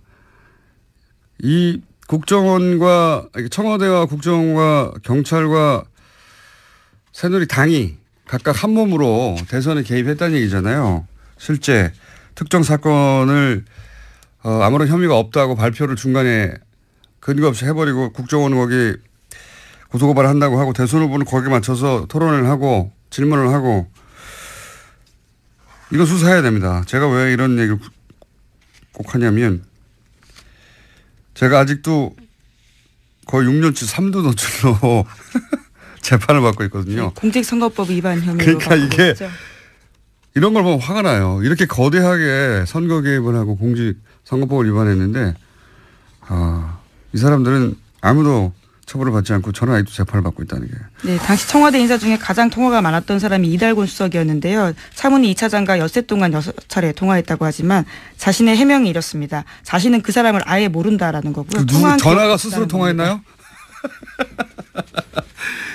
뭐 모른다고 하겠죠, 다들.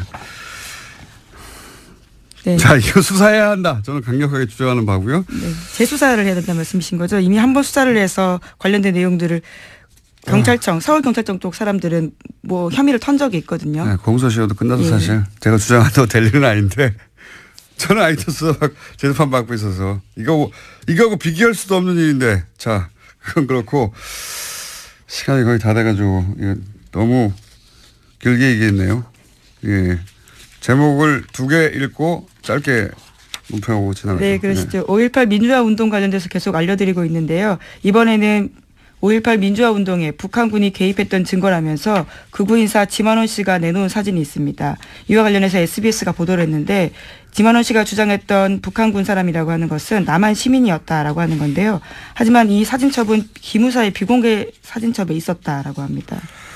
이런 걸 보면 사실은 5.18 이 북한의 소행이었다고 하는 프레임, 이 프레임은 그냥 우발적으로 혹은 뭐 누군가 개인의 소신에 의해서 주장한 게 아니라 군 혹은 뭐 국정원 그 정보기관을 통해서 왜냐하면 박근혜 정부 시절에는 탈북자라고 정체를 모를 사람이 나와서 TV조선에서 종편에서 그런 주장을 많이 했습니다. 종편에서 그런 주장 되게 많이 했거든요. 예. 근데 그때 쓰였던 근거 자료라 하며 나왔던 사진이 이게 이제 기무사 비공개 사진첩에 있었다는 거 아닙니까? 그렇다는 얘기는 아마도 당시에 군이 찍은 사진, 뭐 보안사가 찍은 사진이 이 민간인에게 제공됐다는 건데 이거 뭐 지만원 씨가 기무사에 침투해가지고 뺐을 리도 없고요. 자신의 해명이 있는데요. 해당 사진은 언론사 데이터베이스에서 군 기록을 받았다. 변호사를 통해서 받았다라는 건데요. 어떤 언론사인지 변호인인지는 밝히지 않았습니다. 밝힐 수가 없겠죠. 언론사에 이게 없을 테니까 처음 나온 사진인데. 그러니까 북한 사주서를 주장하는 게 단순히 개인의 혹은 뭐 한 사람의 극우 인사가 한 말이 아니라 이렇게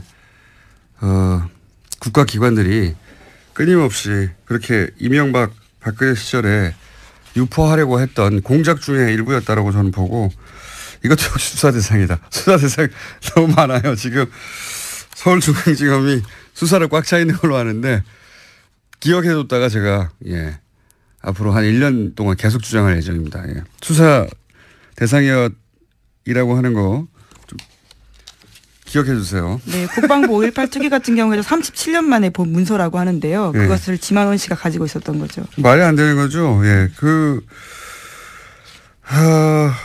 5.18 단체에서도 모르던 사진을 어디서 언론사에서 샀습니까? 말도 안 되는 거죠. 또 있나요? 네, 트럼프 대통령 소식만 하나 전해드리겠는데요. 트럼프 대통령이 26일까지 추수감사절 휴가 보냅니다. 그래서 마라라고라는 리조트를 가게 되는데요. 오히려 참모들의 근심이 깊어지고 있다고 합니다. 또 협의되지 않은 트위터를 써서 오히려 문제가 생길까 걱정하고 있다는 겁니다. 트위터에 대해서는 그 참모진들이 인터뷰를 따로 몇 번 했어요. 예, 언론들이 계속 물어보니까 우리는 대통령을 팔로우하지 않는다. 그다음에 대통령 트위터대로 정책을 하는 건 아니다. 이런 해명을 여러 번 했어요. 여러 번 했는데 최근에도 그 풀려난 농구 선수를 공격해가지고 또 논란이 되지 않았습니까? 예, 중국에서 명품을 훔쳐 체포됐다가 풀려났던 UCLA 농구 선수 있는데요. 그 선수들을 향해서 그냥 감옥에 뒀어야 된다라는 트윗을 올렸습니다. 왜냐하면 그 선수 중에 아버지 중 한 명이요. 트럼프 대통령 한 게 뭐냐 이렇게 이야기했거든요. 거기에 대한 반박이었습니다. 그러니까 보통 이렇게 그 국가원수가 어떤 큰 일을 하고 그중에 일부가 불만이 있을 수 있잖아요. 그거 개별적으로 대응하지 않거든요. 그런데 선수 아버지가 트럼프 한 게 뭐 있냐고 그랬더니 바로 풀려나지 말았어야 했다고. 사실 이렇게 개개인을 상대로 국민 한 사람 한 사람을 대응하는 거거든요. 이런 거 안 합니다 절대. 이거는 동장 정도만 돼도 안 하는 거예요. 굉장히 속 좁은 사람이에요 진짜. 속 좁은 사람이고 자기밖에 모른다는 게 정말 드러나는 게 이 얘기하니까 또 생각나는데 미국 국무부 우리로 지금 외교부죠. 외교부에 수많은 자리가 비어 있거든요. 그래서 전직 외교부 관료들이 최근에 정면으로 트럼프를 비판했어요. 이 자리를 채우라고 도대체 뭐 하냐고. 트럼프가 거기에 대해서 말한 게 있습니다. 나만 중요할 뿐이다. 내가 있다는 게 중요하다. 내가 그 자리를 다 대신할 수 있다는 겁니다. 네. 자, 여기까지 하겠습니다. 시사인의 김은지였습니다. 감사합니다. 네. 국군 사이버사령부에 댓글 공작을 내부 고발하신 분이죠. 지난주에 이어 다시 한번 모십니다. 사이버사령부 530 심리전단 김기현 전 부이사관님 나오셨습니다. 안녕하십니까? 네, 안녕하십니까? 예. 지난주에 밝혀주셨죠. 다금바리 아이디를 사용하신. 그리고 이걸 최초로 세상에 보도한 KBS 파업 중인 이재석 기자 나오셨습니다. 안녕하십니까? 네, 안녕하세요. 예. 파업 중이기 때문에 저희가 KBS 기자들을 이렇게 빌려 쓰고 있습니다. 지난주 반응이 워낙 폭발적이어서 저희가 다시 한번 모셨습니다. 예. 다금바리 선생님에 대해서 격려의 메시지가 어마어마하게 쏟아졌고요. 예. 휘발유 아이디 소나무. 제가 듣기로는 다음에서 활동하던 소나무를 기억하는 분들도 있더라고요. 격렬하게 활동하시는 분으로. 격렬하게 하지 않았습니다. 네. 저는 양심을 걸고 북한에 대한 대북 심리를 했지 우리 국민한테 심리를 한 적이 없습니다. 네, 어쨌든 이 자리를 빌어서 댓글을 우리 한 요원들이 전체 그 격렬한 게 아니고 이 격렬하게 한 사람들 아마 부분적으로 제가 여기서 말은 않지만은 분류돼 있어요.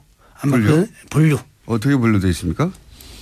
그러니까 일반적인 댓글 한 사람과 그러니까 우리끼리 뽑자. 우리끼리 뽑자? 우리끼리 인원을 뽑자. 그 인원이 있잖아요. 예. 그분들이 이제 그 통상적으로 이제 그 댓글을 정치 댓글 단 거지 우리 심리전단 요원 전체가 이 정치 댓글 단 게 아닙니다. 저는. 아, 그러면은 예를 들어서 이명박 정부를 옹호하고 네. 뭐 예를 들어서 무슨 어떤 정책에 대해서 이거 막 칭찬하고 이렇게 소위 이제 정부 선풀이죠. 네. 정부를 옹호하는 댓글을 다는 팀과 그게 아니라 야당을 공격하고 뭐 야당 그 특정 지역을 비하하고 이런 댓글을 다는 팀이 따로 있었어요?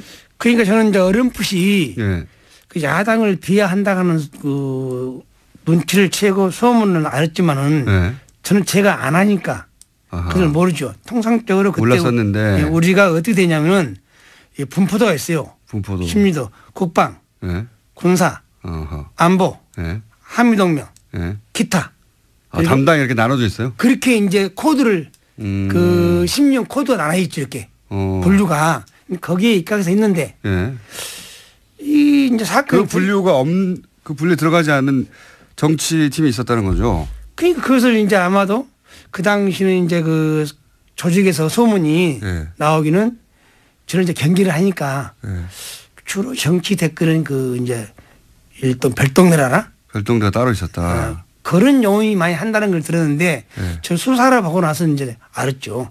터지고 나서니까. 근데 그 일부 요원들은 그야말로 정책 측면 지원을 한 거이지 야당한테 그 뭐 비하한다든가 특정 정치를 비한다는 저는 몰랐어요, 솔직히. 그때는 당시에는 모르셨고 별도의 팀이 존재했다. 그런데 나중에 보니까 팀이 존재했다. 그래서 소문이 있었는데 그 사람들은 따로 뽑았다고 말씀하시는 거군요. 뽑는 것이 아니고 거기 안에 내에서도 성분을 분류를 하는 거죠. 약간. 일단 뽑아놓고 성분을. 이제 직원이 이제 우리가 처음에 출발할 때는 60명 출발했으니까 거기 보강될 때도 쭉 보면 들어온 걸 따라서 이제 인원의 성향을 좀 분석하는 거죠. 저 사람 반항성이 있다, 없다. 사이버 사령부 내에 이 심리전단 안에서도 다시 성분 분석을 했다. 그래서 그 사람들에게만 이런 정치 댓글을 시켰다. 그렇죠. 그렇습니까? 그 보안을 유지하기 위해서. 그걸 어떻게 하셨어요? 저는 이제 그런 어렴풋이 눈치는 어떻게 채셨어요? 어렴풋이 않은데 내가 아침에 가서 이제 검색을 하죠. 검색을 하는데 이상하니 우리 아이디가 눈에 튀는 아이디가 나온 거예요, 저한테. 우리 아이디가 나왔는데. 거의 아는 아이디가. 뭐 전라도띠 홍어새끼. 전라도 홍어새끼라는 거를 아는 아이디가 쓰고 있더라. 많이 보이는 아이디가. 이거 혹시 우리 요원들 아니나 그 의심을 맞았는데 여기 사건이 터지고 수사가 진행되니까 그걸 다 우리 요원들이 했더라고요. 그러니까 이제 매우 노골적인 그러니까 야당 정치인들을 비난하고 특정 지역을 비난하는 그런 매우 노골적인